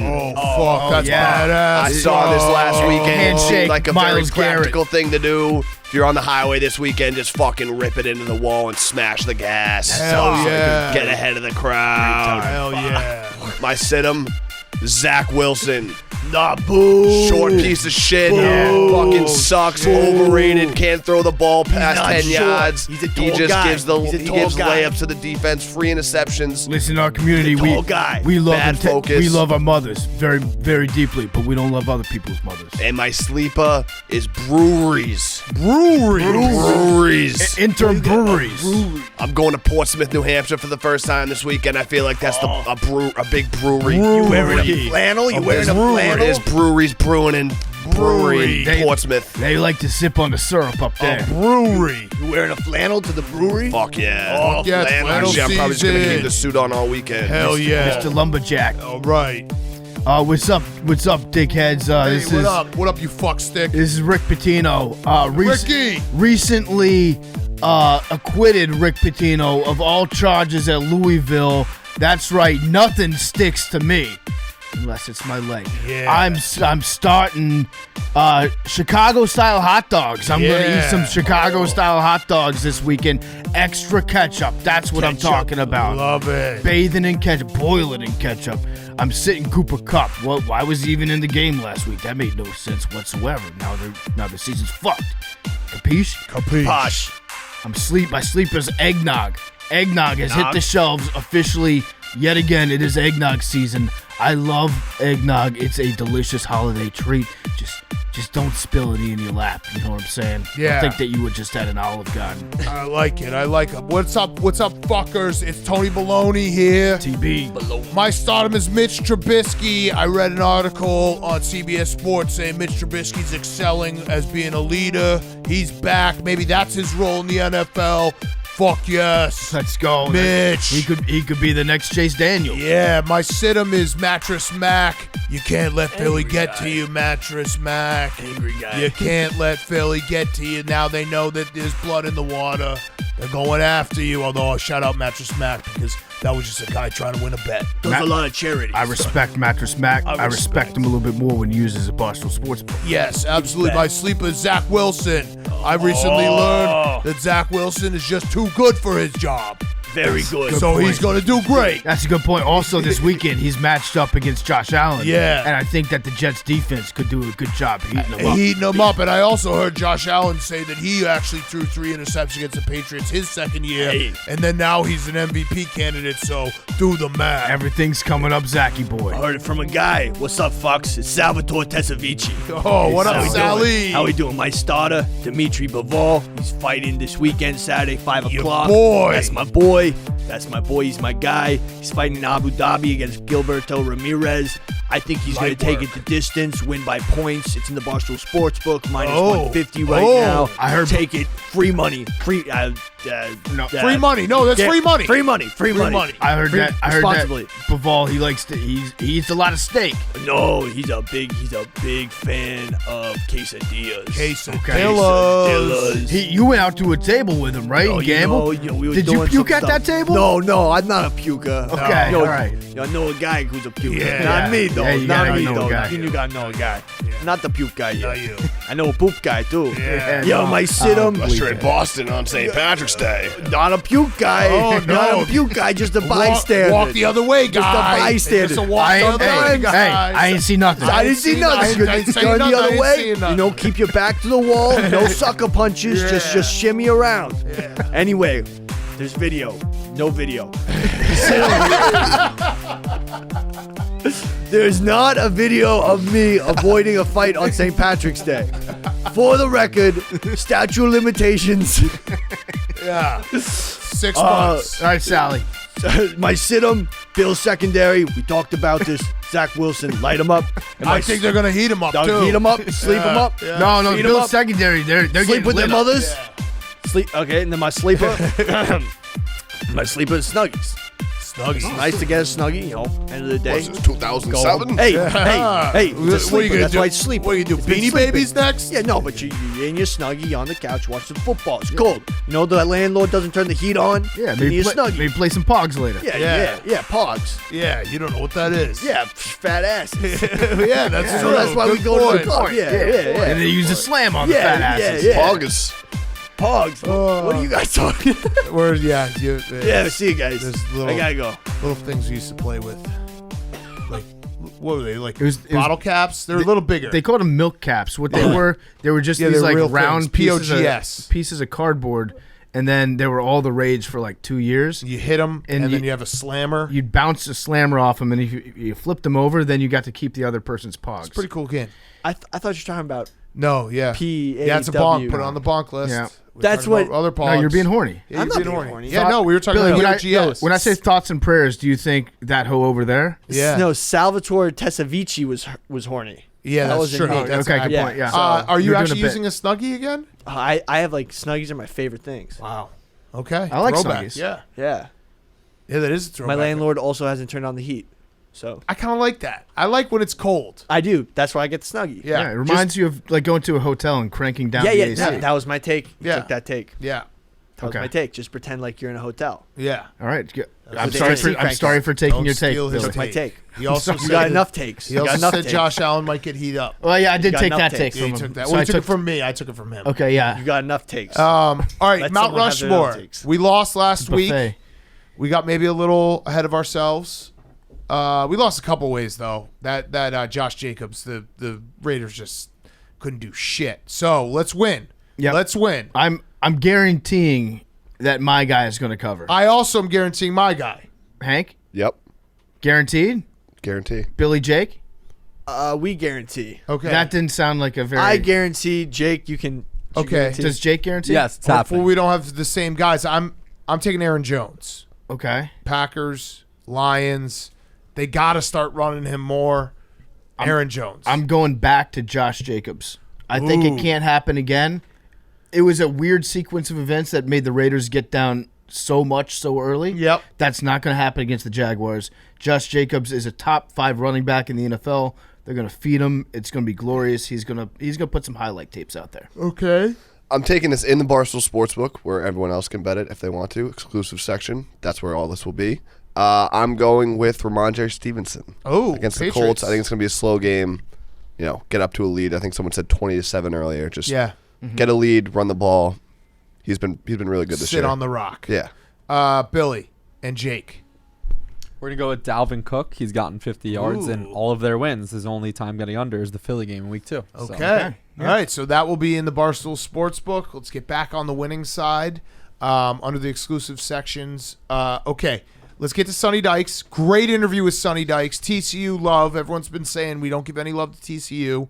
We got Sonny Dykes on the show. Before we do that, PFT, you got a quick word from one of our sponsors. Yeah, before we talk to Sonny Dykes, I want to talk to you guys about Sport Clips. Sport Clips Haircuts has developed an all-new relaxing blend of chamomile, lavender, and eucalyptus for their hot steam towel. That's right. The best part of Sport Clips, the hot steam towel and the MVP experience, they somehow made it better. They improved on perfection. They achieved super perfection, and they did it with their all-new relaxing blend. It's got chamomile, then you add the lavender, then you got the eucalyptus, and that's how you get the new hot steam towel. If you want to try this new scent, you've got to make sure and ask for that MVP haircut experience. It comes with a hot towel, a massaging shampoo, and of course, a great looking haircut. It doesn't matter if you're balding or if you have the noggin of a Sasquatch. Sport Clip stylists have been specifically trained to cut men's hair. They've literally seen it all. Just another reason why Sport Clips is the pros in men's hair. And now, here's our good friend, Sonny Dykes. Okay, we now welcome on a very special guest. It is head coach of TCU, Sonny Dykes, the undefeated Texas Christian Horned Frogs. Coach Dykes, thank you for joining us. I actually want to start. Your fan base has gotten upset at us because we talk college football. We're a lot more NFL, but we talk a lot of college football. They say we haven't been giving you guys enough credit, haven't been bringing you up enough. So we said, hey, let's get the coach on and let's talk some TCU football. Yeah, we've got a good fan base. I mean, those guys they get the feelings hurt pretty easily. So that's always good when you have fans that are passionate about that stuff. And yeah, you know how it is. They're going to let you know when they think you're slighting the Horned Frogs. Yeah, absolutely. So right off the top, let's just talk about how the season's gone. If you could flash back like 2.5 months ago, and in your wildest dreams, would you think that you were undefeated? Was that ever kind of a goal for you at this point in the season? You know what's funny is coming out of fall camp about week 3. You know, we sat down as a coaching staff and we said, wow, you know, we think we actually have a chance to have a good football team. You know, what does that mean? I don't really know. You know what I mean? I think that it's my first year in the Big 12. I didn't really know that much about the league. You know, I'd watched it from afar and paid attention a little bit, but I just didn't know how we stacked up with the teams in the league. But we felt like we had a chance. I mean, we really did. We felt like we could score enough points to be in ball games. We had to replace a lot of our D linemen. We had a lot of guys that went in the transfer portal, some guys that graduated early, some guys that moved on. And so we were a little bit decimated on the defensive front. And we needed some guys to come in and to step in and play well, and they have. And Dylan Horton's a senior who's played really well, and George Cooper's played well. Or George Ellis rather, and Terrell Cooper's played well. And so we've had guys that are older guys that have really come on, and we've had some freshmen that have played well too. And so that's been a big, I think, surprise for us, just really how well that defensive line has come together. And, you know, you're not going to win many football games if you're not good on either side of the line of scrimmage. And, you know, we're good up front on the offensive line. We've really played well on the defensive front. And so it's given us a chance. And then our quarterback play has been outstanding. You know, Max Duggan has done a really great job of managing our football team and making plays. And we've got a lot of speed and a lot of skill on this team. So we felt like we could score, you know, and anytime you can score points, that gives you a chance. Yeah, I got a couple bones to pick with you, but one of them was the Max Duggan. You know, I follow college football pretty closely, and I remember in August when you said you're going to go with 3 quarterbacks, and I took you for your word. Would you like to apologize to me? Because that was clearly a lie, because Max is phenomenal, and he's been great this year. Yeah, well, you know, it's funny. We did play all 3 quarterbacks in the first game. Yeah. And that's kind of what we thought. You know, look, we came out of fall camp, and Chandler Morris really had won the job. And Max had played a lot of football for TCU, and you know, Chandler just had such a great fall camp. We got into the first game against Colorado, struggled a little bit in the first half. Second half starts, Chandler gets injured. We put Max in the game, and Max just picks up where he left off, you know, the year before, and you know, has continued to develop every single week as a quarterback. And that's been really fun to watch him, because he was a good quarterback early on, and then I think he became a pretty good quarterback, and then he became a really good quarterback, and I think now he's really developed into a great quarterback. And I think one of the guys that's probably playing as well as anybody in college football right now. And so he's done a fantastic job of learning the offense. He's very confident in the guys that are the supporting cast and the guys around him. He hasn't tried to force things. He's taken, you know, what defenses have given him. He's a hell of a runner. You know, he runs the ball well, plays tough, plays physical, and our guys have kind of fed off of that. And so he's just been a real pleasure to coach. I mean, he's a warrior, man. He's got that warrior mentality, and permeated our entire program. Yeah, he's a listener of this show too, so it's good that you said nice things about him there. Do you have any coaching points you want to maybe he'll pay more attention to you if you're on this show. If you want to speak to him right now and give him any advice for the upcoming games right now, he'll listen. Hey, Max, keep doing what you're doing, man. Keep working hard. Keep doing what you're doing. And don't listen to all the good stuff. You ignored the bad stuff. Now ignore the good stuff, too. Yeah. Just be like, you suck, Max. Stop listening to part of my take and go back in your playbook. Do you want us to tell him that he stinks and build a chip on his shoulder? No. Don't tell him that. No, don't tell him that. Because he's going to know that's not the truth. Okay, all right. That's fair. So, you mentioned there a point about how you guys came out slow against Colorado. You've had a few games where you've come out a little slow, and it feels like there's something about your team this year. You're never out of it. What, as a coach, though, like where's the line where you're playing with fire versus you love that your guys never quit and can always come back? Because, I mean, if you just keep starting slow, like that Oklahoma State game was incredible. You've had a couple of those games where it's like, oh, TCU's in real trouble here.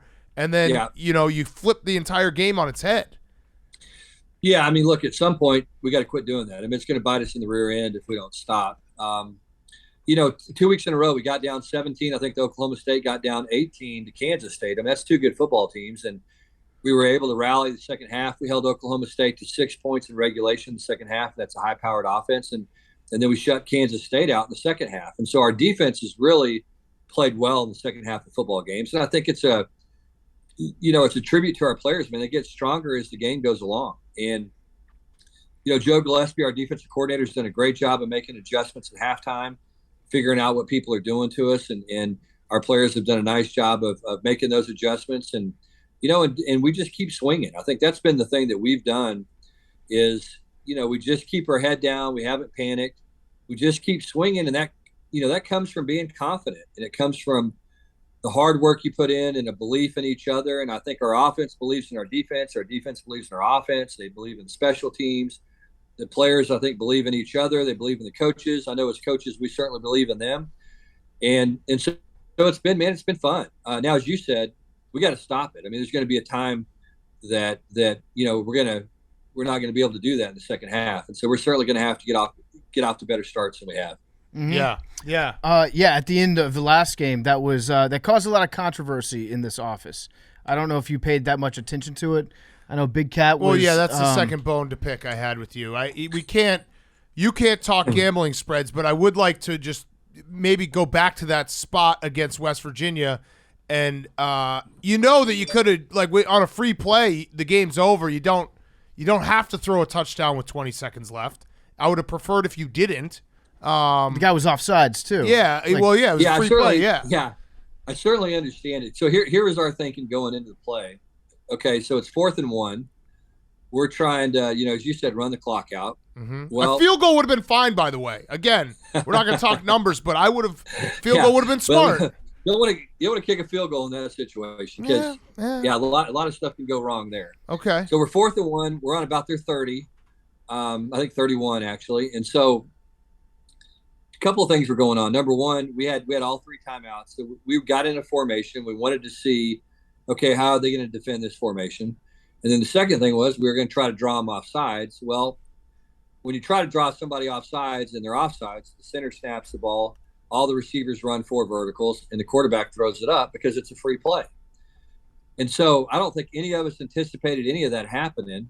Well, they did jump, which we honestly – I didn't expect them to. I didn't think they would. We were going to call a timeout, and now we were going to call a play, run the ball, and then hopefully get the first down, take a knee, and be out of there. But when they jumped, they snapped it, and you got to give Max credit. He made a heck of a throw to Savion Williams. He made a heck of a catch, and there we go. But do we have to give Max credit because he should just fall down in that situation and not risk an injury? Yeah, I'm smart. Yeah, maybe. Yeah. Yeah, you guys can pick that bone with Max. Okay, all right. He did exactly what I told him to do. Yeah, that play hurt. I'm going to tell you right now, that play hurt. Again, we won't talk spreads, but that play hurt. A lot of people. Yeah, it hurt a lot of people. Do you want to apologize to anyone? I'm sorry about that. Yeah, because you would have won the game anyway. So the other weird quirk that's happening in your season, I know you guys, this isn't by design, but you've had a string where the starting quarterback has gone out for the opposing team 4 or 5 games in a row. Is this something that do you put it up on the whiteboard before being like, look, we're not going to game plan it for it, but it keeps happening, so we might as well take a look at the backup. Yeah, it's weird. So we had that against Oklahoma, and Dylan Gabriel got knocked out of the game. We had a late hit on Dylan Gabriel, which we got penalized for, and we should have. I mean, it was a late hit, so he missed the second part of that game. Now I think it was 34-10 when he went out of the game, and we felt like we were in control. Then I think after that, I know we went into the Oklahoma State game. We felt like their quarterback was a little bit banged up. We played Kansas. So we quarterback, played Kansas. Yeah. And then same thing. Jalen Daniels, a heck of a player. He got hurt in that game, so we had to face a backup quarterback who actually came in and played really well. He did. And then we played Spencer Sanders against Oklahoma State. I think he was a little banged up coming into the game, but he played the whole game. Yeah. Well, then we go into to the Kansas State game, and Adrian Martinez is playing lights out. And, he goes in the game, and we tackle Adrian. There's nobody hit him hard, anything. We came to the conclusion, and again, we don't know this, but we thought he was probably hurt the week before and might have re-injured himself in our game because there was really not much of a hit that took place. And then they put the backup in, and he played lights out, and he's the guy that led him to a victory against Oklahoma State last week. So, the one thing that we can say for sure is that there's a lot of good backup quarterbacks in the Big 12. Yep. Those guys have come in and they've played well. But we've also kind of had a weird set of circumstances that have occurred kind of leading up to that. It's genius just to run the play where the other quarterback has to get out of the game. It's more teams should think. Not again. You guys have not done anything besides the Dylan Gabriel one, which you got penalized for. But it's like, okay, the ball's just bouncing our way right now. Ride it out. That's kind of fun. Yeah. Look, I mean, when you pick 7th in your league and you're 8-0 and ranked 7th in the country, you got to catch some breaks. Yeah. And I think we certainly have. I mean, look, let's don't kid ourselves. Now we've played really good football, and I think we have a good football team. But to get on the kind of run that we're on right now, you do have to catch a couple of breaks, and we certainly have so far this year. Hey, I'm not taking anything away from you guys because you have had a phenomenal season. It's just interesting. Yeah. It's just like an interesting string of coincidences. Yeah. So I get it. As a football coach in Texas, one of the things that you have to deal with a lot is the recruiting process and dealing with the high school football coaches down there. And there's some legendary high school football coaches, and having those relationships with them is probably the biggest factor in being able to sustain a college program in the state. So how do you deal with some of the coaches who are legends in their own rights, being able to build those relationships with them in order to make sure that you can get some of the good players that are grown in state there? Yeah, as you said earlier, Texas is unique that way. I think that the coaching profession in the high schools here is taken very seriously. I mean, these guys are very, very, very good coaches, and a lot of them have moved on and become really successful, college coaches. And I started out as a high school coach in Texas myself. Spent basically 2 years, 1 year at Monahans High School, a little small town in West Texas, and another year at Pierce High School in Richardson in the Dallas area. And so I've been in DFW for a long time, been recruited here when I was coaching at Navarro Junior College, when I coached at the University of Kentucky, when I was at Texas Tech, when I was at Arizona, kind of working my way up. I've always recruited Dallas.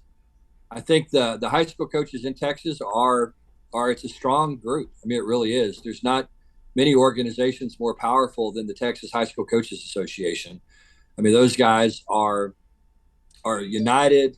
They take the profession very seriously.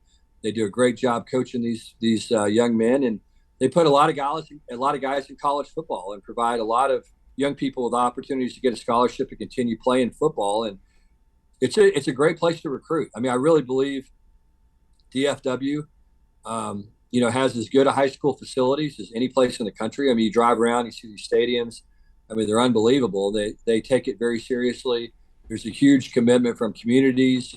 There's an emphasis on it in youth football. So it's just a great place to have a chance to recruit. And as you said, I mean, it's all about the relationships. It's all about those guys being able to trust you and that you're going to take care of the young men that you're recruiting from their schools. Yeah, I'm a firm believer that innovations in football start at the high school level, and then they trickle their way up through college and then from there to the NFL after they've been, proven to be successful in college. So what in your mind is the next big wrinkle that's coming in terms of football innovation from the high school level?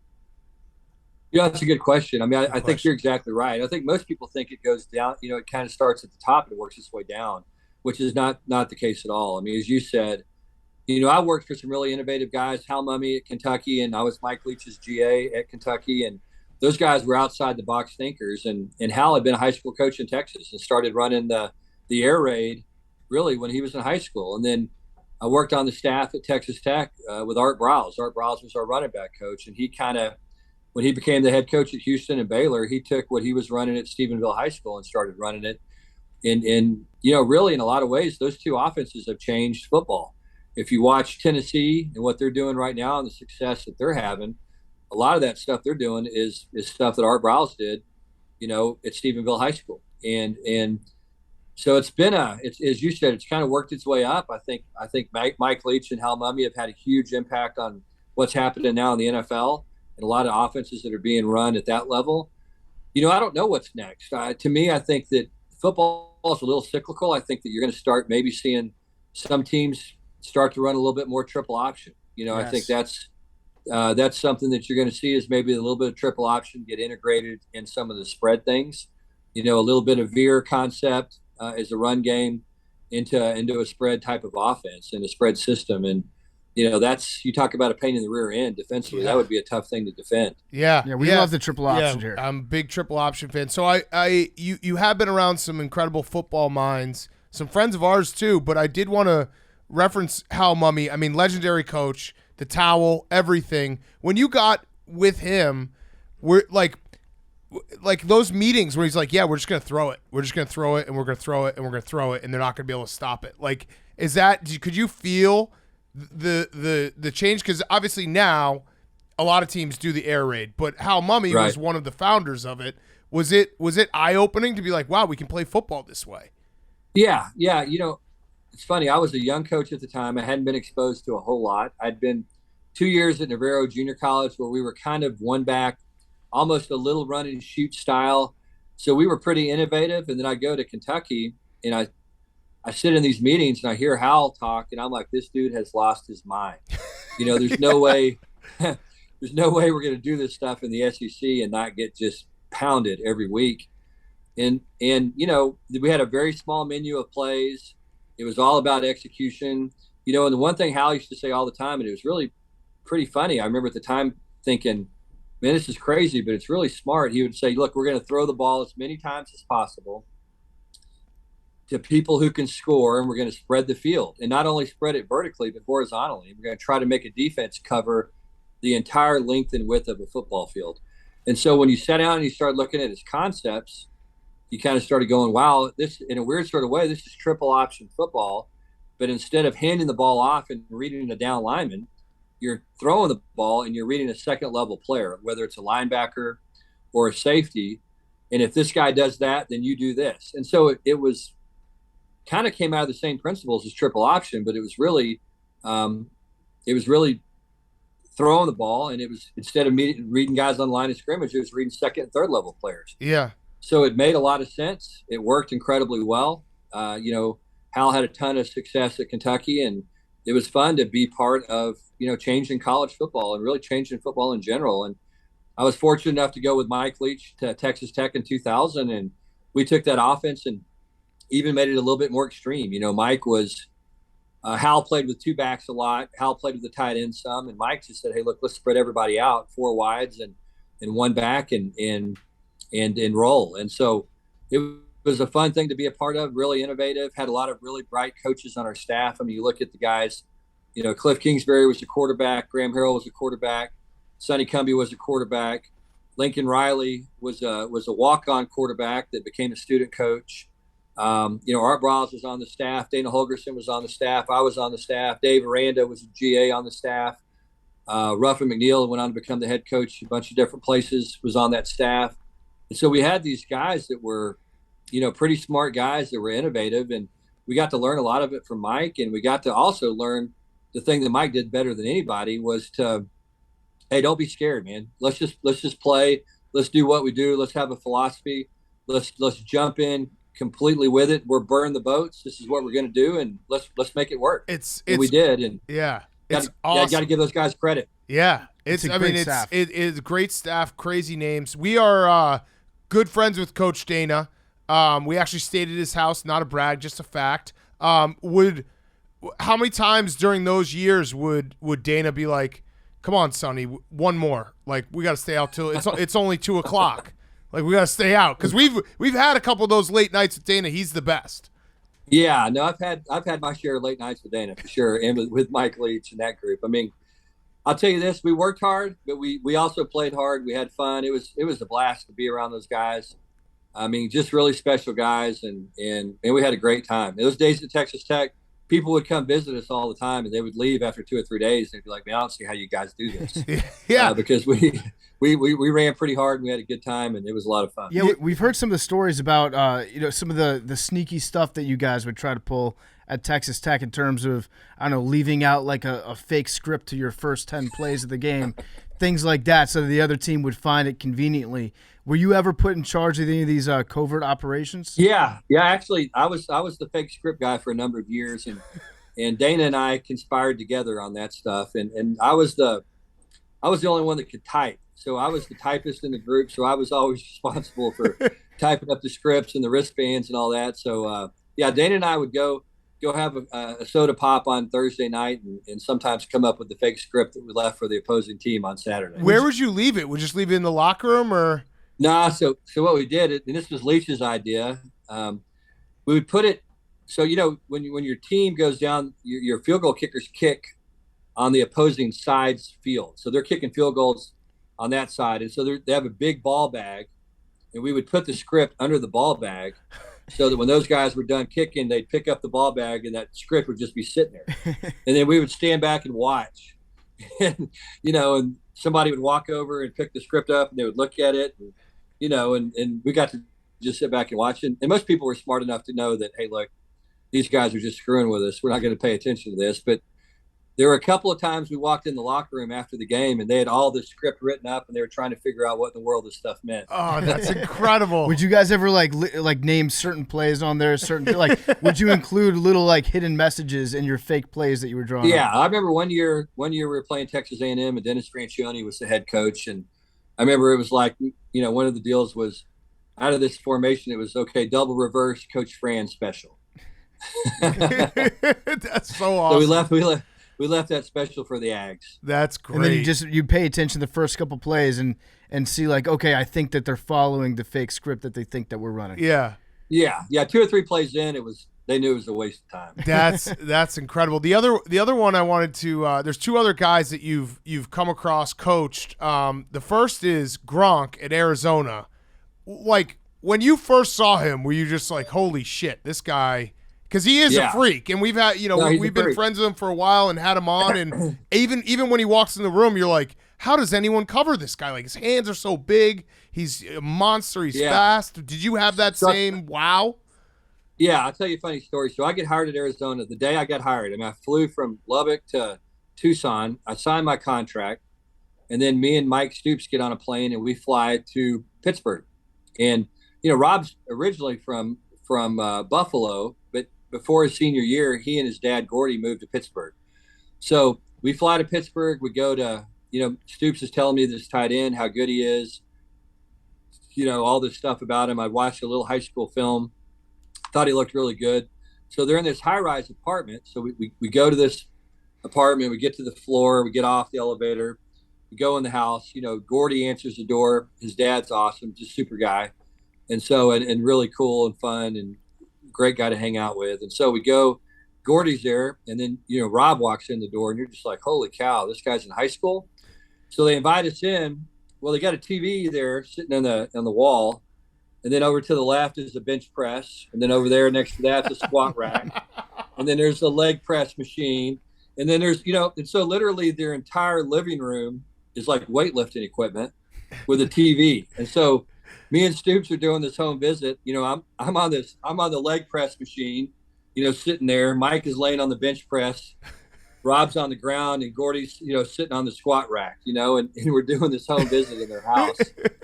And that's when I thought, you know what, this kid's pretty special, and turned out to be a hell of a football player, obviously. Yeah. Yeah, I imagine that as a coach for him, you figure out a way to get the ball in his hands any way possible, because if he has it, he's just impossible to tackle. Yeah. He's just a unique guy. I mean, a couple of things about him. Number one, you know, he actually is as much fun as his persona. I mean, the guy just is the most fun person in the world to be around. Huge personality, you know, partied hard. But one thing he did, now when he showed up for practice, man, it was blood and guts every day. I mean, he loved to play football. He was very serious about his approach to the game. You know, unbelievably uniquely talented. Was athletic enough to play. We used to split him out. You know, we'd go 3-by-1 and put him out there by himself, and basically we had a whole offense. Really, it was, you know, if they had 2 people on him, then we ran the ball or did something else. If they only had 1 person on him, then we signaled these routes. And, you know, he was just the most dominant college football player that I'd ever been around. He only played in 18 college football games. You know, he had a couple of injuries, got mono one year, and then didn't get to play his junior year at all because he blew his back out in the weight room. And so, you know, it was crazy. I remember thinking, you know, he's going to go to some NFL team. If he can stay healthy, he's going to have a hell of a career. And he even surpassed my expectations. It's actually best smart. tight end ever. It's smart that Gronk got mono in college before he made it to the NFL. It's like getting chicken pox early on. How did he break that news to you? Was he laughing? He's like, "Coach, I kissed a girl." Yeah.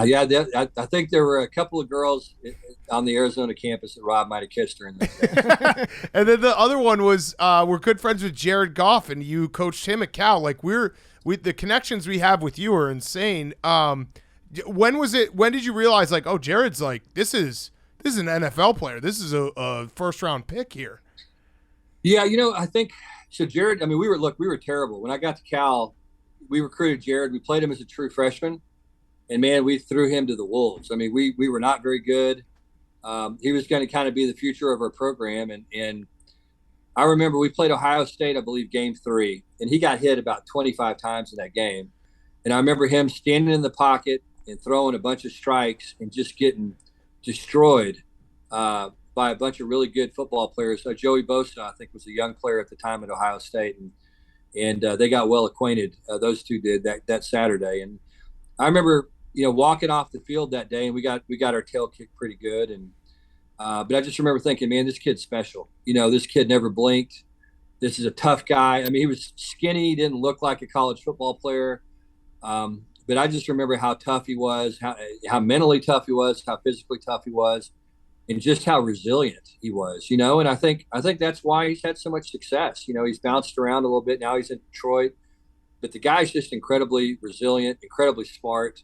He's just one of those people, and man, he makes people around him better. And I love Jared. Got a great family.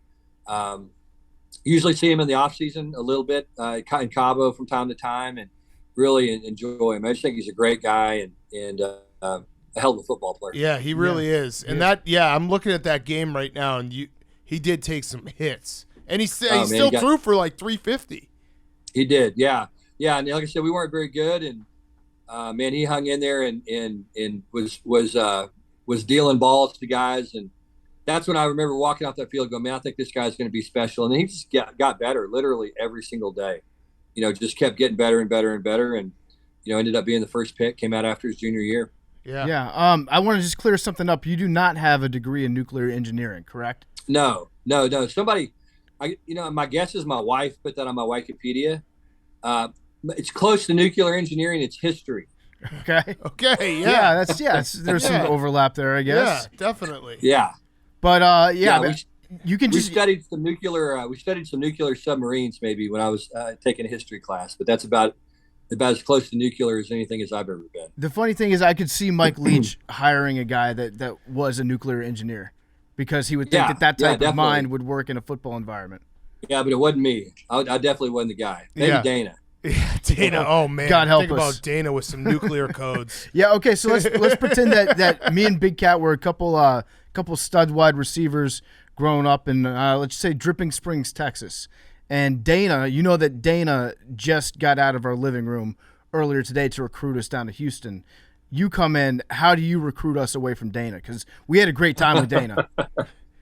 Yeah. You're probably not going to have as much fun with me as you had with Dana, but we might actually talk football. Okay. I think you're going to get one of us. Yeah, you probably get one of us. The other one will go to Dana. Yeah, exactly. No, exactly. Yeah.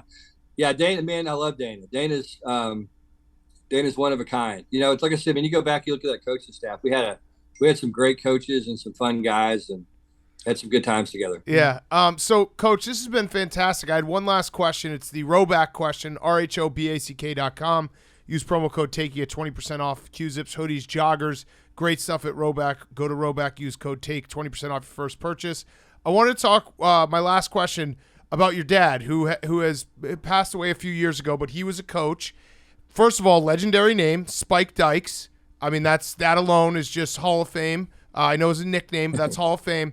But I read the story that you knew that you weren't going to be a college football player, so you decided to play baseball so that he wasn't put in a tough situation. Is that true? Yeah. I mean, look, I was going to have to be a walk-on player. I was a lousy player, and so I was going to have to like walk on. And I really kind of wanted to stay close to home. My dad at that time was not in great health, and so I thought, I'd like to try to spend as much time with him as I could and be around.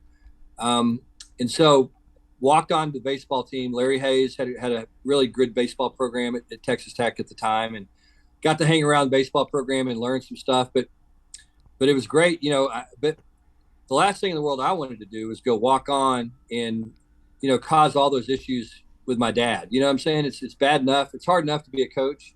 I have a 6-year-old son. I can assure you there's not a chance in hell that I'm coaching, no matter what. But it's rare. So, it's rare because a lot of guys, we make jokes about the coach's son, and it's like, hey, why is that guy out there? It's like, well, he's the coach's son. That's a rare moment to be like, I'm gonna take myself out of this situation for my dad.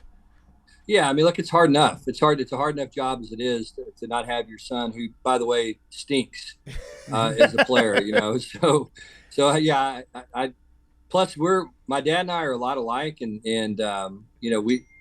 we were like oil together. I mean, it wasn't good, oil and water, and we just didn't mix particularly well in that situation. So it was good for both of us. That's a commendable thing. And I mean, the name Sonny Dykes Sonny is a great football guy name. Yeah. How do you get the nickname Sonny? I feel like there aren't too many of those around anymore.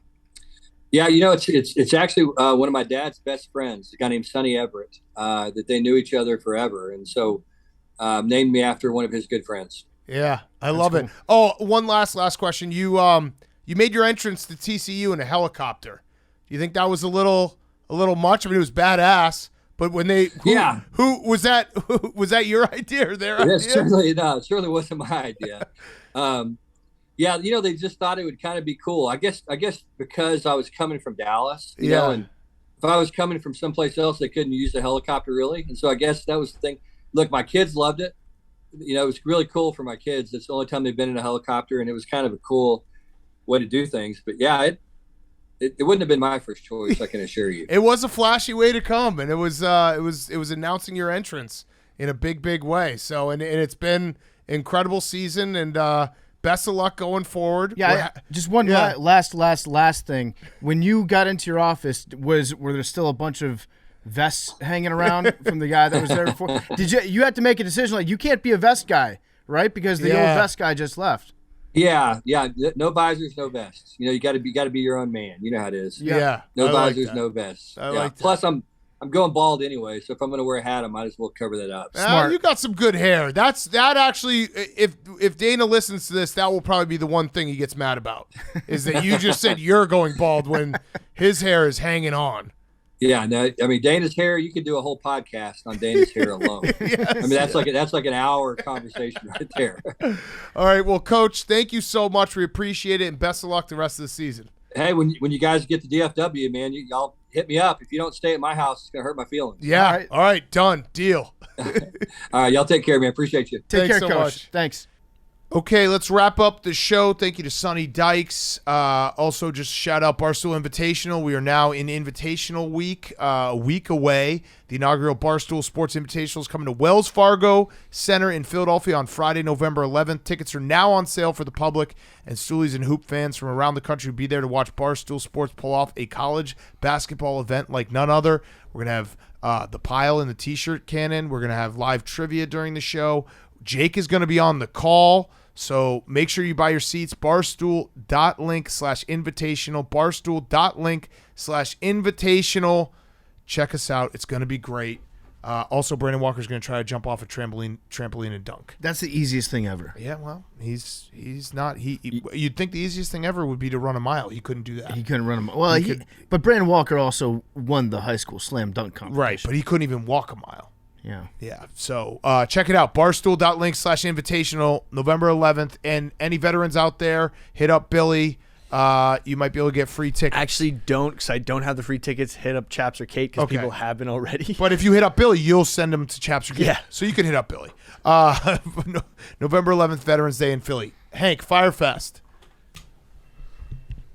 I got a couple. I mean, one of them is Big Cat just guaranteeing the trampoline thing. That's still getting figured out, but I think it'll happen. Oh no, I guarantee it. Yeah, that was a bit of a Fyre Fest. That's kind of what I can guarantee it. You guys figure it out. Yeah. Right. So figure it out. What's your other Fyre Fest that you didn't puke on a table? You and Billy are just smashing these jokes in the ground today. Well, I have one from earlier. I just missed my alarm. I sleep with the fan app. Me and Big Cat are big fan app proponents. Yep. And there's an alarm on that, and usually I set my alarm so the fan turns off, and I set that so it turns off like 20 or 30 minutes before my actual alarm goes off, because sometimes I'll wake up and I'll be once I don't hear the fan, I'm like, oh, my alarm's about to go off in 20 minutes. I woke up on. Wait, I'm confused. So the fan app stays on all night long? Yeah. But it turns off 20 minutes before your alarm wakes you up. Yes. And what's the reason for that? Just because sometimes I'll wake up once the fan app turning off will wake me up. Yeah. Oh, it's and a then soft I'm like, wake up. Yeah, then I'm like, Okay. oh, and then I'm like, oh, it's whatever time my alarm's about to go off. I woke up on Tuesday well refreshed. Like I went to sleep late. I was probably looking at like 7 hours of sleep. Woke up, feeling great. Opened my eyes. I'm like, oh, my fan, the fan's off, so it must be time to get up. And then I checked my phone and it was like 10:30. And I was supposed to be in meetings and stuff, so that was bad. I had to just do the thing where I just sprinted to the train without even like putting anything on. Just that was not fun. I set my alarm for 8:30 The worst. PM. It ruins like multiple days because you just spend the rest of the day just being stressed that you were late. And then setting, obviously like when you're living alone, like setting the alarm the next night, it's like, well, this didn't work last night. Yeah. Like, fuck. Yeah. How can I guarantee that I'm going to actually wake up tomorrow? So that was a bit of a Fyre Fest. And then I'm wearing this part of my cheesesteak fire suit. Wanted to get your, cringe/ratio opinions. Like, what if I just wore this for the rest of the day? I like You it. should. To the You should airport, wear it on to a the plane. event. I like it. Yeah. Yes. I might. Yes. I like it. Do it. I think it looks great on you, Hank. Yeah. People be like, good luck in the race. Big Kid, I heard a little rumor about Hank. Hank, don't listen to this because I'm not sure if the rumor's true yet. I was walking past our boss Erica's office the other day, and I just poked my head in to say hi. Our friend Gaz was in there. Okay, He was Bald typing Head away. Paul? Bald Head Paul, and he was working on some sort of document. And he was like, "Hey, PFT, do you have any $1 million ideas? Because we're about to do a company offsite with the executive committee of Barstool Sports, and I'm wondering if you have anything you can contribute." I was like, "Well, yeah," and I gave him an idea right off the top of my head. I won't tell it because someone will steal it. And I was like, "It's kind of weird that I must have missed the invite on this offsite big planning committee." And he said, "Well, you can just tell Hank if you have any ideas because he's coming." So Hank is apparently a member of the executive team. He is. Of the C-suite. company, and he's getting invited to all the offsites. How's that offsite going to go? Okay, Hank, you can start listening again. I'm done talking. You guys knew this. I didn't know it. I think I knew it. Well, Although, I think what do you think when I turn into corporate Hank? Like what? it is a great storyline, you'd be in corporate Hank. I mean, it's all the C levels. Corporate Kane all over again. Just walking Gaz around. isn't sea level. He isn't? You're his boss too? No, I'm not sea level He either. lives in Miami. Wait, so are you going to crush it at this meeting? I mean, when it comes to ideas, I can rattle off ideas till the lights come on. Tuesday. What metrics do Whether anything will actually KPIs do happen we have from to that. hit for you? What do you mean? What KPIs are going to be discussed? I honestly don't even know. Yeah, I don't either. For youthful listeners, what's an offsite? Well, it's where they just literally just spend money to go stay somewhere. Like they go down the street and they just get breakfast delivered. It's like a brainstorming meeting, just but in at just a different slightly location. different location. For all the really important people. It really was just right down the street. It was a Yeah. hotel lobby. They just do it so they can get like all the croissants and the fucking fresh fruit delivered and be like, wow, we're really crushing it, guys. That's an offsite. Is this a sleepaway offsite that you're going to be going to? Trust Falls? No, Are you going to be doing zip lining? I'll be here Tuesday. It's Tuesday morning. I can report Tuesday night. An escape room? Great. Keep All right. the table clean. PFT, your Fyre Fest. Good one, Billy. My Fyre Fest is, I had forgot about this until last week when I was reminded. I unretired myself from playing rugby, and next Saturday I have a rugby game that I'm going to be playing in down at JMU. Oh, no. Against whatever, I think we play against the JV team. And I said that I had retired after last year because I was able to play like 30 minutes with no injuries. And at some point I decided to unretire that I don't remember. I might have been under the influence of something and was talked into doing it. So I committed to doing this. So I will be hopefully coming back in one piece next Sunday after the alumni game. Hopefully no bumps, no bruises, no broken bones. Damn. I feel like talking you into one of these is the easiest thing in the world. And I said no the first time, and then they kept at it, and they're like, yo, all these other guys are going back, and I was like, fine, fuck it, I'll do it. So, yeah, it should be fun. You're playing the JV team? Yeah, well, it's like a combination of their B side and a couple guys from their A side. They always play against the alumni because it's always on a weekend where our A side has a game scheduled. Like last year, I think we beat Delaware that weekend. So we play our game, and then afterwards is the main game. So, yeah.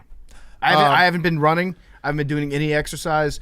I've been lifting weights, so I'm going into this like completely unprepared. You got this. You're a beast, dude. I'm a beast. You're a beast. I have a reverse Fyre Fest for us. I thought I'd share this story.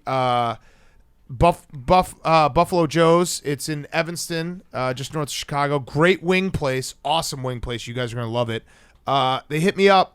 The guy hit me up because one of his good friends was in the ICU in a medically induced paralysis, that sounds very serious, but he said this AWL, Matt is his name. Shout out Matt. I think he's doing better. But when he woke up, he asked to listen to part of my take. So I thought that was something I wanted to share with you guys. One of those stories that's like, fuck, it's awesome. It's awesome that people, we mean a lot to people and we kind of forget that sometimes. So shout out Matt. Shout out Buff Joe's. And yeah, you could have probably asked for some water first. Yeah. But I'm cool with you just asking to listen to part of my take. Yeah, that rocks. Yeah. I would have asked for like Thunderstruck Yeah. right as I wake up Yeah. and then have that maybe lead into a podcast. But very cool. So yeah, reverse Fyre Fest. Also, my other real Fyre Fest is I'm trying to wear flannels again, and PFT said, are you doing a Kirk Cousins costume on Monday? And it hurt my feelings. I walked into the office. If you look at the video it hurt. from It hurt a lot. from the show that we just put out, It hurt a lot. I actually thought that Big Cat was wearing Kirk Cousins costume. He was like, I thought it was a bit because it was Halloween, and it hurt. But that's okay. I don't know why I went away from flannels for so long because they are so comfortable. I'm back on flannels all the way. Yeah, I was like, wait, is that Kirk Cousins? You're like, no, I'm wearing a flannel. I'm trying to get back into flannel. Yeah, I am. I'm getting. I'm heavily invested in flannels again. It was a big time like Cole's Cash-esque flannel Kirk Cousins style that you wore on Monday. Listen, it looked good. It's going to be a transition to being back to wearing buttons. You guys wearing collars always throws. Yeah, no, throws I off understand. the Like, vibes. I understand that I used to say it about PFT, but then I just became a mirror image of him where it's like we just never put on a collar, always wear sweatshirts, and free T-shirts were given. So flannels are so comfortable. Why don't I wear them more? That's what it has nothing to do with look. They're just comfortable. So I was like, fuck it. I'm going to go out, buy a few flannels. I'm going to go back into flannels. Billy, you like it. I love flannels. Yeah. I try to rock as much part of my take gear as I can when in Company the office. man. Yeah, just so like Thank you, Billy. like these Thank you for your blue service. mountains that are coming out soon, maybe Black Friday. Not just gonna hint them. Those These are that's hats, a sick shirt. Pretty awesome. Yeah. These But I hats are rock flannels incredible. on weekends. Yeah. And my Fyre Fest is try not to complain about too many things these days. You're doing awesome. Yeah. Wait, so that's your Fyre Fest?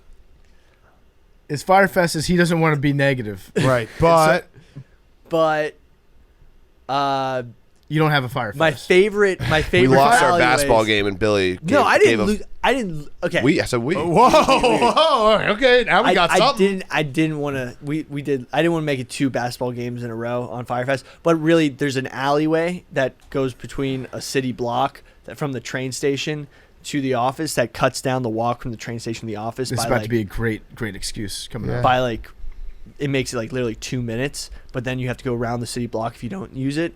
And it's a gauntlet, total war zone. Oh. Yeah, What can't happened really in the use it. basketball game? I fouled with a minute left. Oh! Got free throws. And Was it a bad foul? No. Were you reaching? This is what happened. We were down. We were pressing to tie the game back You guys up. run a press?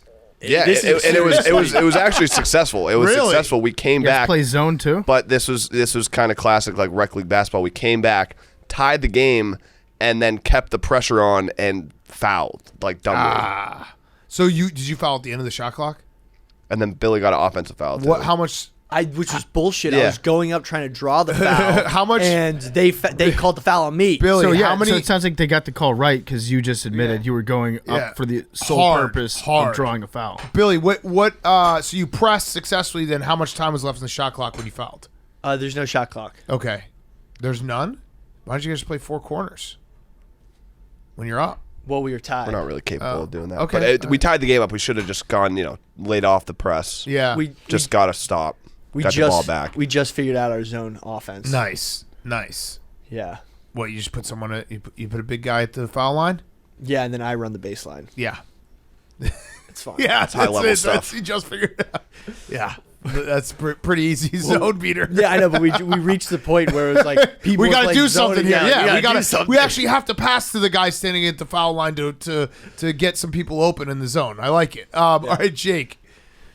Yeah, so last night I was at 7-Eleven getting Powerball tickets at 1.5 billion. Yeah. Whoa. And the guy asked if I was 18. Oh, really? That's good. yeah, But, dude. like, no, it's good. You look I young. feel like for 21 it's good, but 18 is different. There's a point in your 20s that you reach where it becomes cool Yeah. to get so right now if you get carded for anything, it's kind of inconvenient. Carded for 21 though is At okay. some point it Yeah. becomes a 18 compliment. is Yeah. crazy. That's true. Did you win? No. If you win, what are you going to do? Will you give us some? Yeah. Okay, thank you. By the Commanders? Yeah, by the Commanders. Yeah. Okay. Oh, well, is that even enough? Yeah. Yeah, What is it? well- 1.5 bill? Yeah. No, well, tax. not even Yeah. close. So when Snyder bought the team, I think he only had like 350 mil of the 700 that he needed, and he financed the rest. You can just borrow the rest. Yeah, we can borrow the rest. Yeah, it's fair. IOU. Yeah. We'll just you know what? We'll just give an IOU, be like, we'll win this again. We'll win the Powerball We have a again. system. Don't Yeah. worry, yeah. Like a match. Yeah, right. Exactly. Match the 700 mil Yeah. at post tax. Okay, numbers. 17. 69. I'm so in his head. I wasn't even planning on You gotta saying put it. that back. I wasn't even Make planning it a on saying non-Mickey it. Mouse. I'm going to take 18. Everyone have a great weekend. 92. Good luck to the Phils, 20. the Fightins. What was your number, Hank? 17. I'll go 16. What's your 92. 92, max 20, 18 and 69. Oh. Hank, have you ever gotten this? Nope. Have you though? Nope. You've never even have you ever come in off air and just tested it? No. Did you see someone actually gave you the key to the next number and you didn't listen to him? 70. One off. You got a 70. You got a digit. He got a digit. Did you see someone told you that? A guy on Hank's stream said, Hank, whatever Roquan Smith picks as his number for the Ravens will be the next number. He picked 18. And Hank read it out loud, so he internalized it. So someone gave you the answer and you still can't get the I didn't even number. know that. 5th time. I do remember reading it now, though. Yeah. Love you guys. Angus Barberi once fasted for 382 days, surviving only on vitamins and water, and lost 250 pounds. and lived another 30 years. You've been turning these animal facts into human facts. Humans are animals. Yeah, I know. Just it's But like, creepy. isn't this crazy? This guy literally used he was morbidly obese, and he used all of his fat to survive for a year Yeah, that's wild. and survived. Love you guys.